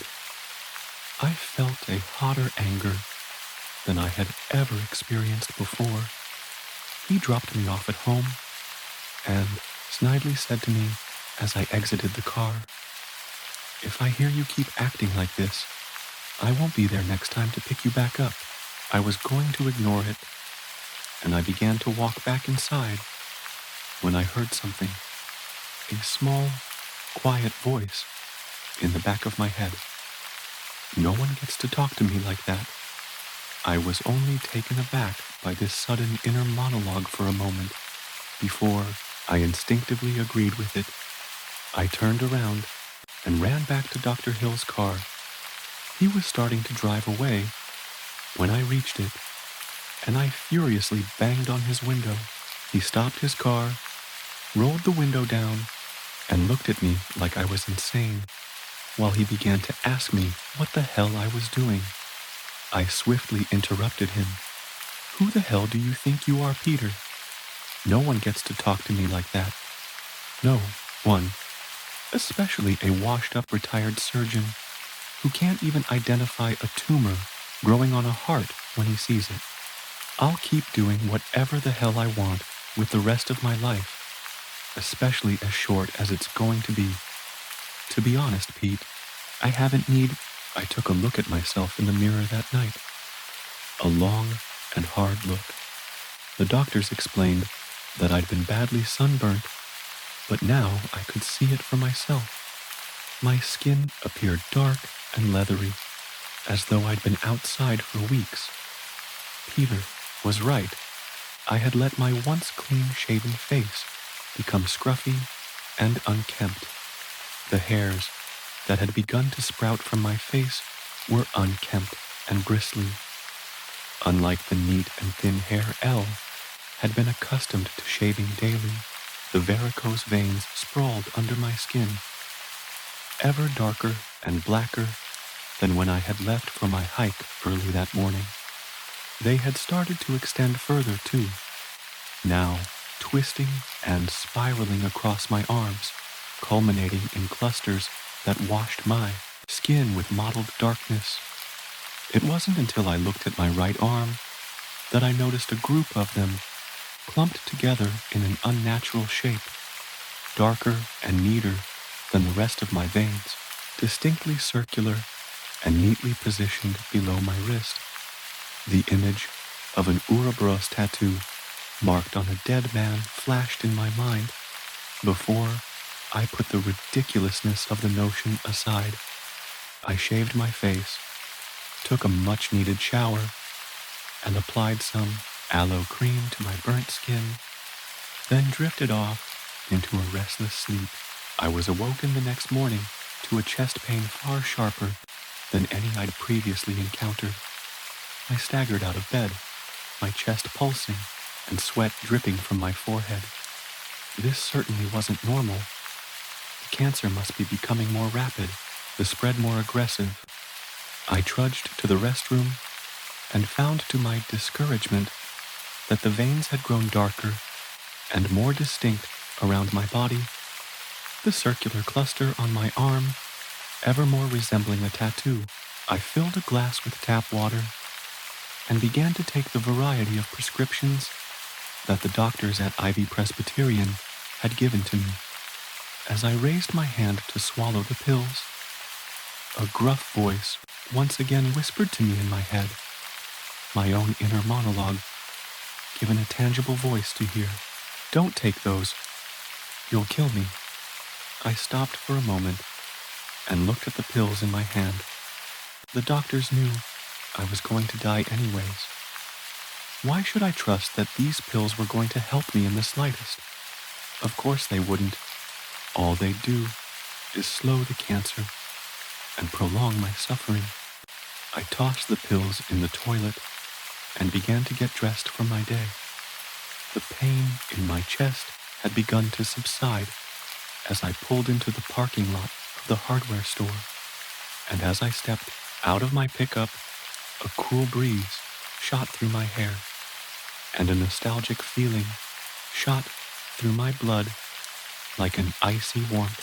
As I began my shift, the teenagers who worked for me were flirting behind the counter, stocking the vending machine, or assisting the early riser customers. Each and every one of them stopped to stare at me as I entered.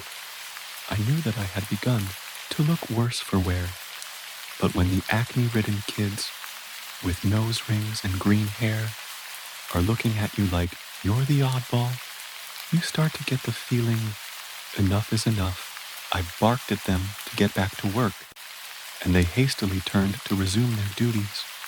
It was rare I lost my temper with them, and they knew to listen.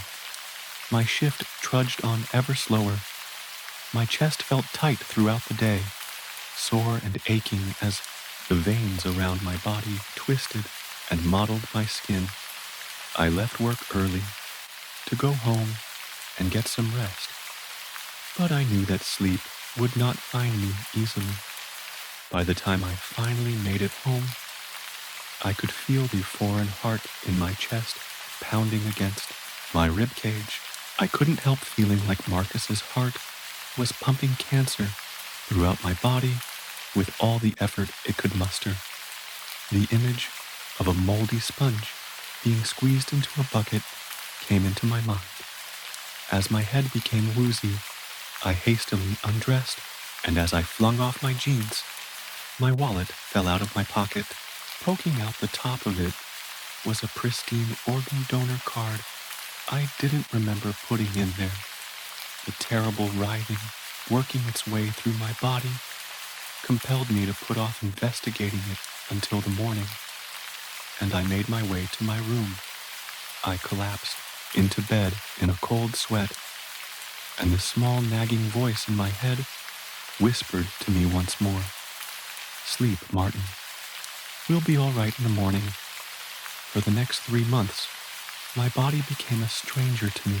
The dark veins that had first appeared as faint, wriggling streaks now sprawled across my skin in intricate, angular patterns. They didn't just grow, they etched themselves, deep and deliberate, into shapes that seemed almost purposeful.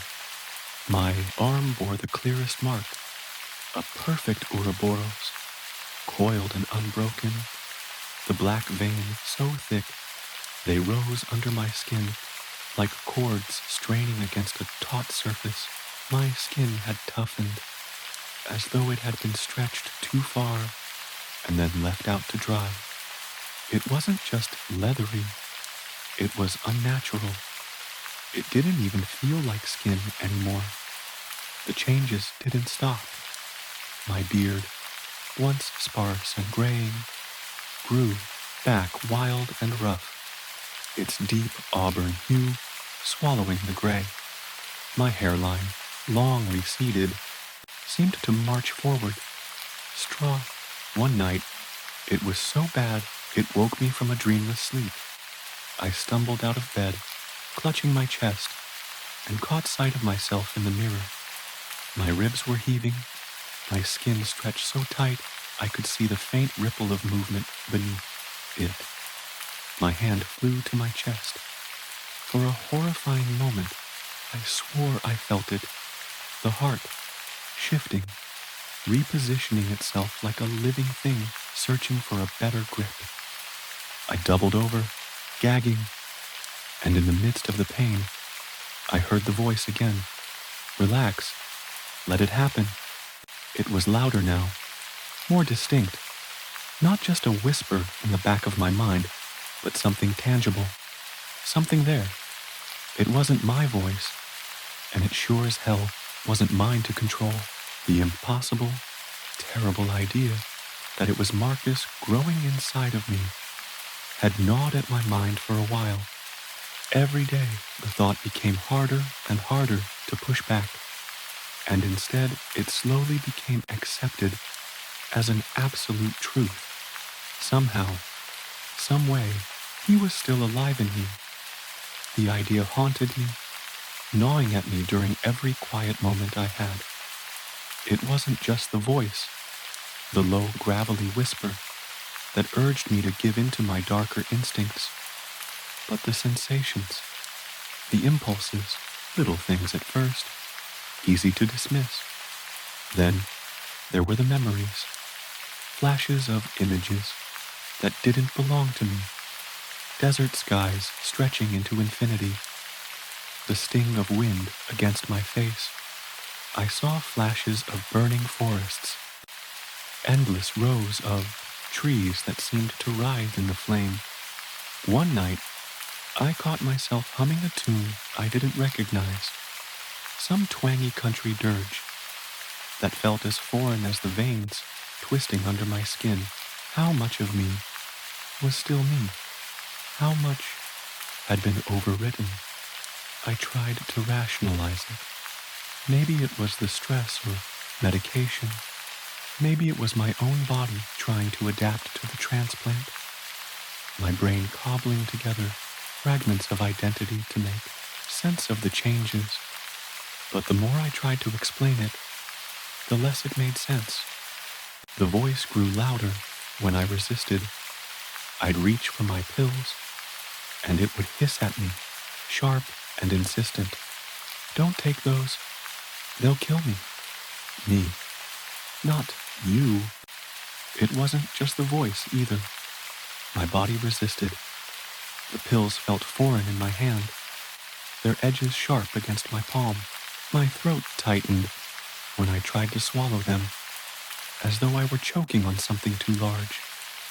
When I finally forced them down, I felt sick for hours, nauseous and weak, washed with shame as though I'd done something wrong. And yet, when I skipped a dose, my strength returned. My legs felt steady, my pulse strong. I'd look in the mirror and see the changes. Muscles I hadn't ever had. A flush of sickening rosy color in my cheeks. But it wasn't my strength. It wasn't my color. Let it happen, the voice would whisper. In those rare moments, I let my gaze linger on the mirror. It's who you are now. Was it? Was this who I was? Or was I just becoming someone else? I started avoiding people. The teenagers at the hardware store had begun to look at me differently, their conversations faltering when I entered the room. I caught Mrs. Delaney, my neighbor of 30 years, staring at me through her kitchen window, her face pale and drawn. I hadn't said a word to her, but she flinched when our eyes met. Dr. Hill had noticed it before anyone else had. That last time we spoke, when he drove me home from the hospital, he looked at me with a strange mix of pity and fear. You're not yourself, Martin, he had said. And he was right. I was losing pieces of myself, little by little, every day. The way I walked, the way I talked, the way I thought, it was all shifting, tilting towards something I didn't recognize. I wanted to fight it. I wanted to believe I could stop it, but every time I tried, the voice was there, whispering, coaxing, reminding me of the truth I didn't want to face. Whatever was growing inside me wasn't a foreign body. It was part of me. I needed answers.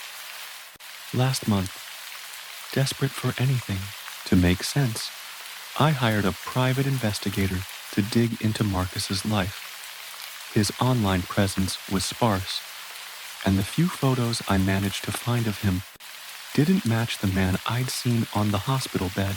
Still, I scraped together what I could and sent it off, along with a chunk of my savings. 2 weeks later, the investigator sent me a file. Marcus Rain wasn't a longtime biker. He wasn't a gang member. He wasn't any of the things I'd assumed from his appearance that night at the clinic. He was a quiet man, a pencil pusher at an insurance company, a family man. He had been in the late stages of kidney failure when a donor miraculously appeared, an AB negative match. The donor had been found washed up by a nearby river, nearly drowned and brain dead, with an organ donor card in his wallet.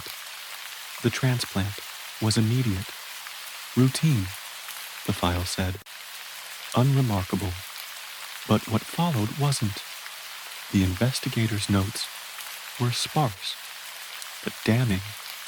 Marcus's wife claimed he started changing after the surgery. Small things at first. New habits, new preferences for me. And I know I'll be with my Henrietta. I just hope she still recognizes me. I'm never buying cars so far from home again. There's a road in my country that spans for 3 states. It is the only road that can be used to cross these states. Actually, there's another option, but it takes quite longer. And it has a section of 150 key motors that has absolutely nothing. There are no gas stations, no cell phone reception, no houses, no road support. Nothing. I've traveled this road many times, and at least half of them during the night, after about 20 Earth. The road is mostly empty, and because there are no road lights, traveling there at night, all you can see is what the headlights of your car can illuminate. I've grown used to it. I'm a car dealer, and a small one, so I often buy cars very far to get low prices and sell in my state for a profit. That's how I make a living, so I'm okay with that. Last time I bought a car in that state, I was unlucky enough that the bus was late. The salesman who deals the used cars was late, and in the end, I was tired and hungry and homesick at around 20 hours. So I gathered my things, hopped on the car, and went on to grab something to eat before starting my trip. After grabbing a McDonald's, my hunger was dealt with at the expense of some of my health, and I got to the road. As usual, I texted my wife and told her I'd be home in about 10 to 12 hours. We chatted. Sorry, I do text and drive. You can judge me, I understand. If I just drive, I may get sleepy. I swear I'm careful. The first hour is about random stuff, including texting and driving, and in a few hours, I was at the last gas station before that section of the road. At that point, I filled the tank and called my wife. Honey, I'm entering horror movie road. I'll be away a while as always, and it's late. Go to bed and I'll see you when I get home. I said. We had nicknamed the road, like a couple of teens. Okay, don't play games on your phone just because you have no reception. Listen to some music and drive safe, okay? No promises, but I'll try. It's already almost 2 a.m., and I'm dead, tired. Sweet dreams, honey. If you are tired, stop and sleep, she said a bit angrily. I understood. She just wanted me to be safe. Okay, baby. I resumed my drive, snacks on the passenger seat, music on the radio, and my face dripping from a splash on the sink to get me awake. Monster energy drink gobbled down, and I was off. The road was calm and empty, and the very few cars behind me didn't follow me to horror movie road. And there I was, alone in the dark. The road not only is dark, but also full of potholes. No side emergency lanes. No lanes painted too mostly. So I was left with my thoughts, my music, and my snacks. I drove for about 50 kilometers, with no issues, nothing of note. I think I might have crossed with 2 or 3 cars the entire time. I was listening to a song by Dream Theater when my dashboard lights blinked randomly a few times. I looked at the dashboard and found that I was almost out of gas. That was impossible. I had just filled the tank. Crap. I must have a leak. This is impossible. Also, what the fuck? Why did my dashboard lights blink? 2 seconds later, the car stopped, and the battery light was blinking and beeping like crazy. Those guys from the dealership could really not be trusted. They told me the car was fine, I thought. I didn't want to risk also running out of battery, so I put the car on neutral and let it slide back off the road and turned it off. Outside, it was pitch black. If you sprayed black paint on all the windows, there would be no difference at all. There was no moon or stars in the sky, obscured by clouds, I assumed. I paused for a while to think, but I found out I couldn't. Besides the pitch black darkness outside, the heat inside rose quickly, and I had to open the window a bit only to find that outside there was complete silence. I couldn't hear a single cricket. The wind, leaves moving, nothing. Absolute, complete, and total silence. It's actually deafening when you can hear absolutely nothing. It's like being inside a pool and feeling the pressure in your eardrums, but you can't even hear splashes. I stood there trying to think about what to do, but my thoughts were clouded by the darkness and silence. At that point, I was there for about 15 minutes, sitting in darkness and silence, and I could barely see the inside of the car. When the car stopped, I had just taken a left turn, and there was a farm gate about 200 meters ahead. I had seen when the car was still on. Other than that, this entire road is enclosed by pine trees on both sides. Nothing came and went while I was there, and I could barely think of options. I could check the car in the pool of black ink around me, and hell if I was doing that. I was scared, I admit, and even if I found the problem, I wouldn't be able to solve it, save for a battery issue, if it was somewhat disconnected. But well, if I had no gas, no reason to mess with the battery, right? Right. I could wait for another car, but I was definitely wrong about feeling safe. A few minutes went by, and I was playing Bejeweled on my phone to pass some time.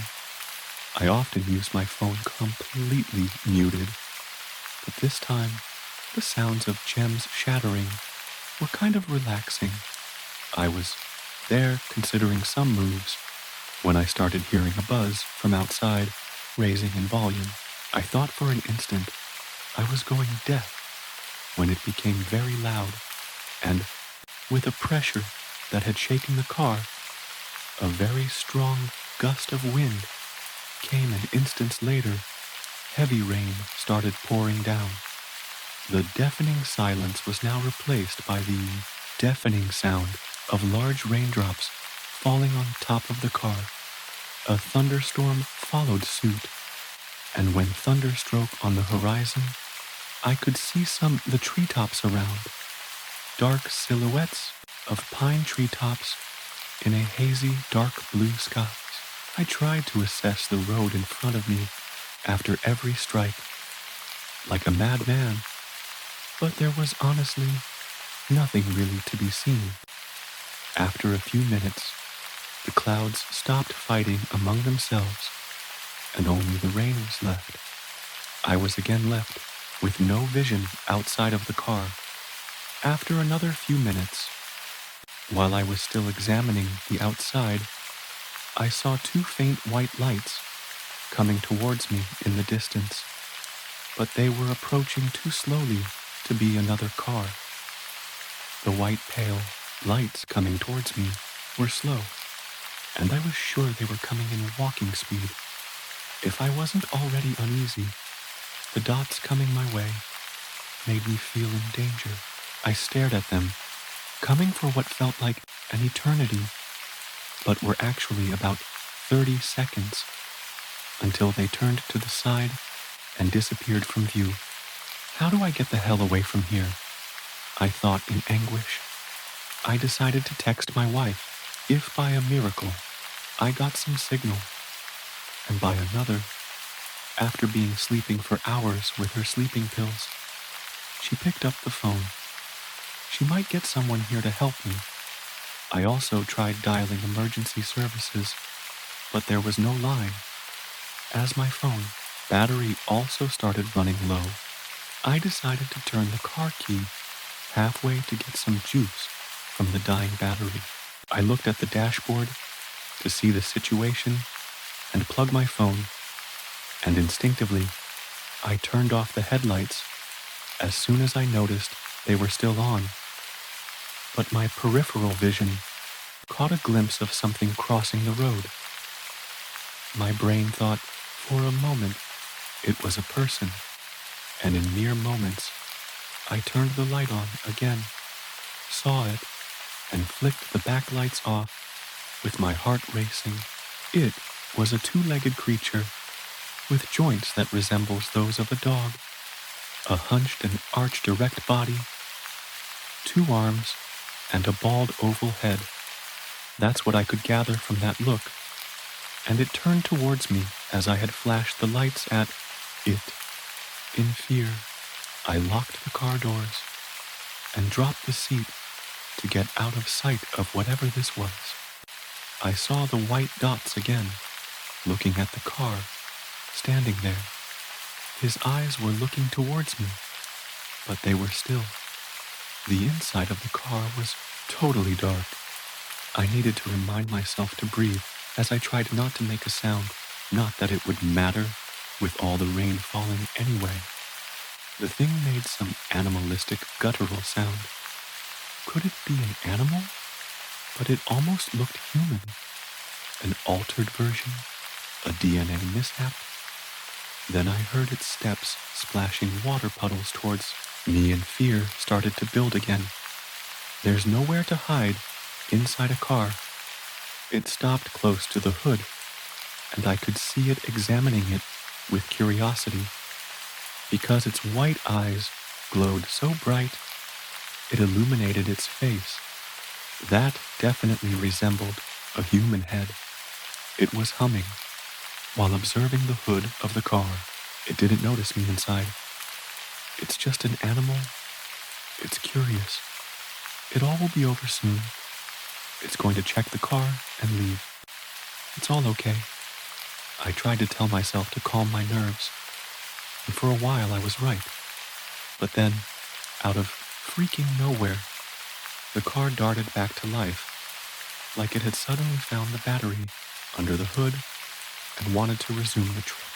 Dream Theater started blowing up on the speakers, and the radio, dashboard, and convenience lights inside turned on. Okay, I'm dead, was my next thought. In the split second I looked at the dashboard, I lost track of the creature. It was behind the car, and I looked again, and it wasn't there. Maybe the music scared it? After the moment, I looked back, I looked forward again, and felt uneasy. In my peripheral vision, I knew it was looking right at me, with the face very close to the driver's window. I froze, looking straight ahead. I was sweating as cold as ice and repenting for my sins. I'm dead. the thing started trying to open the car door, pulling very intelligently the handle. I couldn't move my head, but it was there, face almost touching the window. Clack, clack, clack, pulling the door handle, and thank God I didn't look at it. There on my dashboard, I found out my car had also found all the missing fuel. I was close to full. I turned the key. Vroom. The engine purred like it had never let me down ages ago. I took a last glance at that thing, its era, about an hour later, with my heart still racing and my mind trying to understand what I had just been through. I left the horror movie road, only to be startled again. Ding. Fuck. It was just my phone still, with sound, sending my heart rate to 200 BPM again. Is this some kind of joke? Where are you? Are you serious? My wife replied to, "Baby, the car stopped on the horror movie road. I think I'm in danger. Need help." The text had arrived seconds before, and she woke up.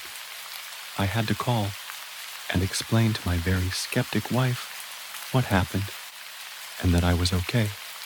She still wouldn't believe when I arrived and met her inside home.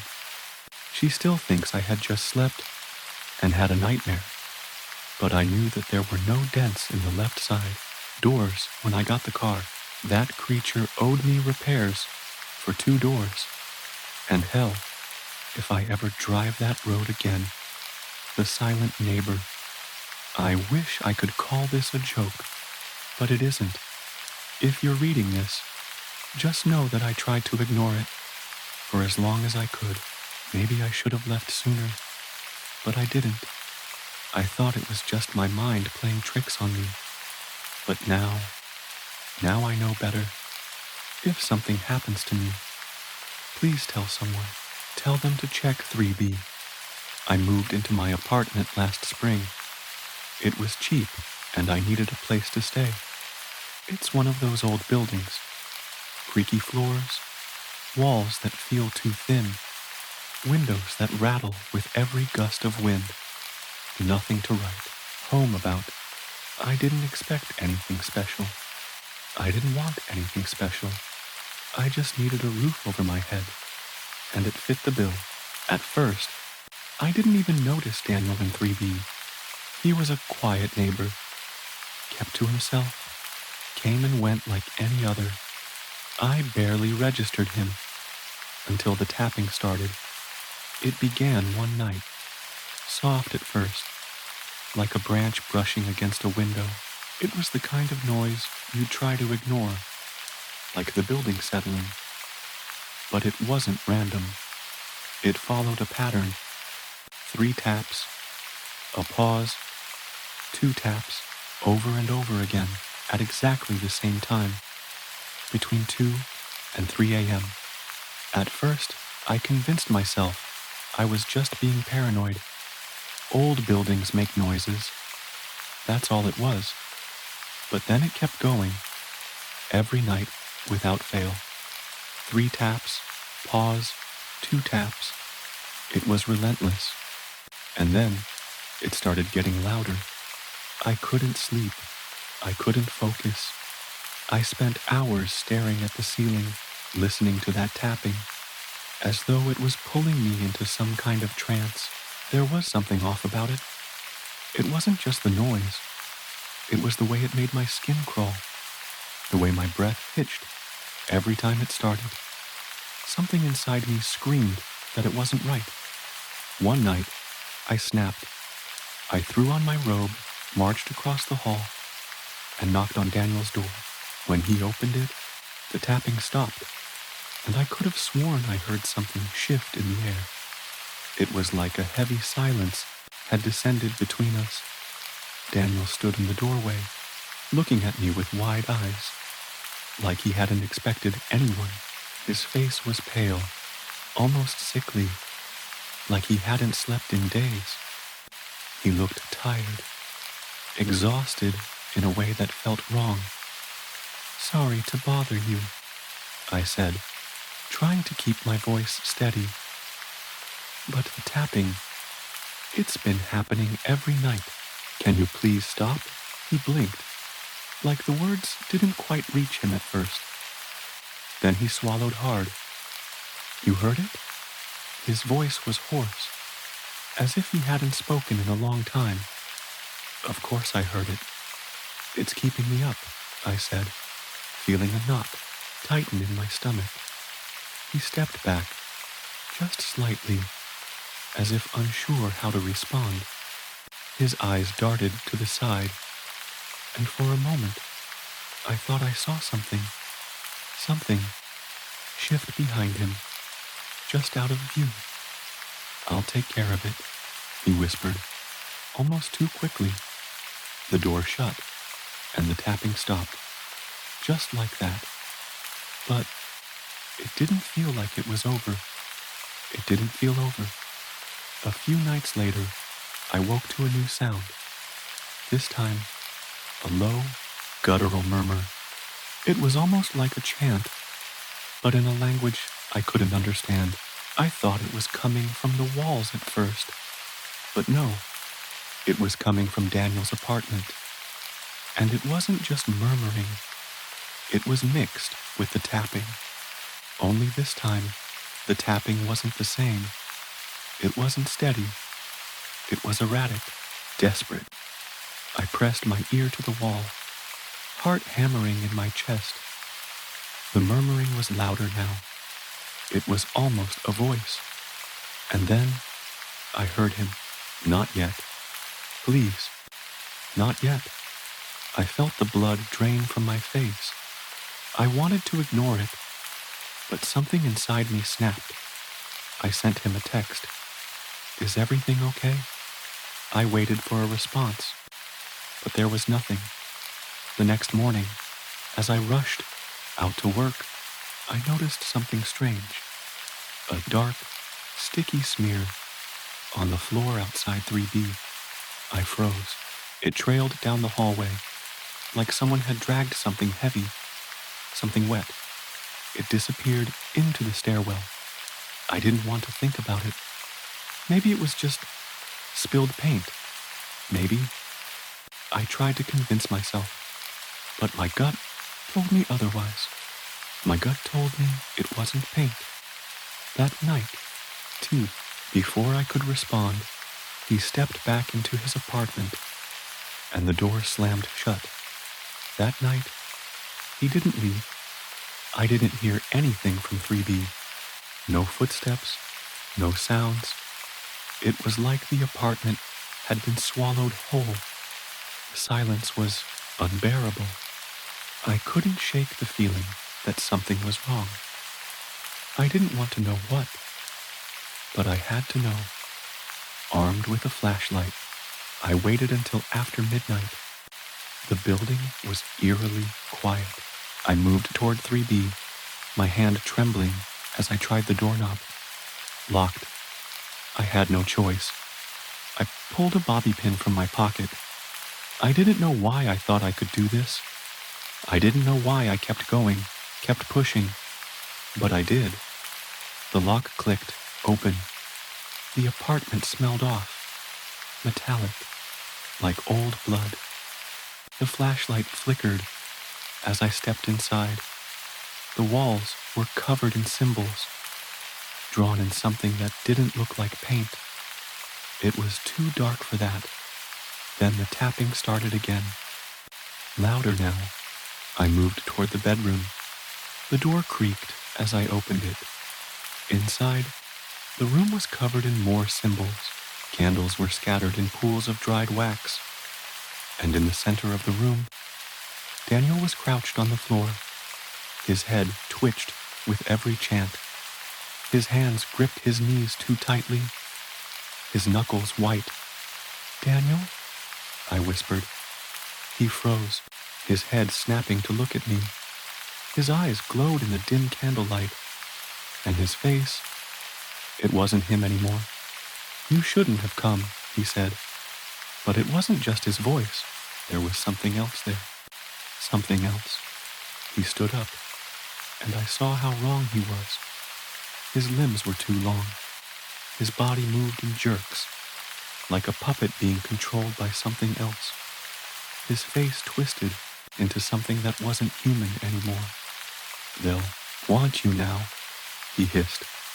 I ran. The sound of footsteps behind me echoed down the hall, but there was something wrong with them. Too many footsteps, too many voices. I made it back to my apartment, slammed the door, and locked it, but it didn't feel safe anymore. The next day, I called the police. I told them everything. The tapping, the chanting, the blood. They came. They searched 3B. They found nothing. And yet, I couldn't shake the feeling that it wasn't over, that something was still watching. Last night, I found a note under my door. The same handwriting as before. "They're coming for you. I don't know who they are. I don't want to know. But I know they're here now. And they're listening."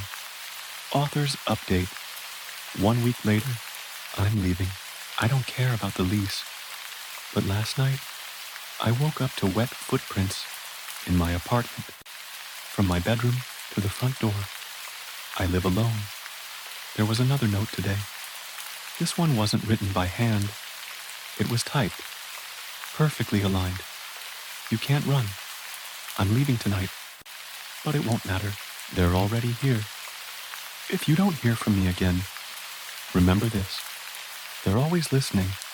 My bosses are acting strange, and I need advice. I work overnight at a retail hardware store that I won't name. I'd rather not risk someone hearing about this and writing me up or something. My job title is receiver stalker. Essentially, I unload semi-trucks, sort the freight out onto their designated pallets, and then work the freight that corresponds to my departments. I do the best I'm able to, and I'm told my team is the best in the region in terms of speed and safety. Not that we see any reward for that, though. I also want to mention that I do not like my bosses. I have one direct supervisor, Rich, who is the laziest and most delusional man I've ever met. Above him is Trevor, an assistant manager who I rarely see. He's the type of guy to smile and ask about your weekend, only to have you fired after. Usually, if I do my job, keep my head down, and give them nothing to complain about, they leave me alone. But it's a bit of a balancing act. If I do too little, they'll try to get me in some sort of trouble. If I do more than is expected of me, they will begin to expect that regularly. So, I do my best to do just enough. Rich plays around constantly with my hours, which is a pain. He'll add as much as he can when he has work he doesn't want to do himself. But other days, he'll remove me from the schedule. I'm convinced he uses this to manipulate me. You know, like, do what I want, or no hours for you. He often makes me show up early or stay late, but I'd rather have that than the opposite. A normal shift, for me, goes like this. Show up at 6 p.m., set up the receiving area with pallets and a conveyor belt, unload the semi, pull out the pallets to their aisles, work on whatever department Rich sends me to, throw excess product into top stock using an order picker, and then clean up and go home at around 4 to 5 a.m. However, this all depends on if there is a truck. If not, my supervisors will essentially have me as an errand boy for that shift, while they themselves sit on the lawn chairs in the garden section and play fantasy football. There are 3 trucks a week, so this happens twice a week.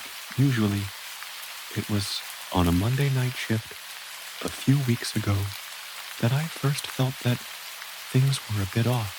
It was around 1 a.m., meaning the truck had been unloaded, and I was just about done with freight. Rich walked by me with a bag from Burger King. He often leaves for long periods and comes back with food. He walked by me as I was loading cardboard onto the empty pallet to take back to the baler. He smiled at me and said, "Finished with freight already? Good work." This guy has never complimented my work before. Not once. I think I'd almost have preferred it if he had fired me. I was so creeped out after he said that. He went on his way, presumably to go do nothing in the training room for a good chunk of his shift. It was weird, sure, but I figured he was just in a good mood or something. But it started happening more regularly with him and Trevor both. They've been complimenting me, giving me consistent hours, even an extra break once. Again, normally this wouldn't be too bad, but there are a few things that feel off. Firstly, it seems to be just me. There are 5 other employees who work the same job that they still treat badly. But suddenly, I'm their favorite. Next, it feels forced. They'll be wearing their normal sour expressions and yelling at my coworkers until they see me. It's like a switch goes off or something. They both put on this big toothy grin that doesn't quite reach their eyes, and they speak with this odd tone. It's almost like a customer service voice, if that makes sense. Fake and overly sweet. As soon as they or I leave, the smile drops instantly. Writing it here, it seems like nothing, but it gives me chills. The other night, one of them snuck up behind me. I usually work with headphones. Podcasts and music makes the shift go by quicker, and I tend to zone out. I turned around while I was working and saw Trevor standing at the end of the aisles. He was just standing there, hands by his sides, smiling at me. After a few seconds of awkward eye contact, I asked him, "Hey, Trevor, everything okay?" "Sure is," he said excitedly. His voice was a little too loud, like how people talk in commercials. After another awkward amount of time, he asked me with the same tone, "Hey, can you stay later tonight?" They had been cutting hours from some others, so it was odd that he was offering me more. "Yeah, if you need me to, sure," I replied. "Great. Let me know if you need anything." And then he turned around and left. I'm paraphrasing, of course, but the interaction really got to me. Something about how he spoke and moved, specifically how he walked away. It was very slightly off. He seemed stiff almost, like someone forcing a marionette to march. A co-worker who I get along with, George, came up to me afterwards. His department is across from mine, meaning he could see Trevor from where he was working. He asked me if I was on thin ice or something. When I asked what he meant, he told me he figured Trevor was assessing my value to the company, watching to see if I was working fast enough. Apparently, before I noticed him, Trevor had been standing still at the end of the aisle for upwards of 20 minutes, just watching me work. I've been asking around about my bosses. No one could relate. To everyone but me, they've been their usual selves. Hell, they even fired a guy last week because he wasn't working quick enough. We've never gotten along. They've written me up or tried to get me in hot water every chance they've gotten up until now. And I'm a very average worker, admittedly. So why am I getting special treatment? I've been thinking about quitting even before all this. The job has too many downsides considering the people I work for. It's Not just that, though. I've been liking this job less and less as the months go by. Just getting bored of the same tasks over and over, I guess. Recently, the place has had a faint odor of rot that I can't escape. It drives me crazy. But we have rats. One of them probably just died in one of the aisles.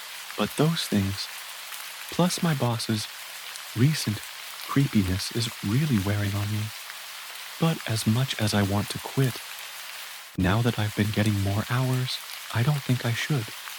The money has been really helpful. Has anyone else experienced something like this? Are they trying to be nicer to me because they want something from me? Or am I being paranoid? I'll keep updating if this goes on.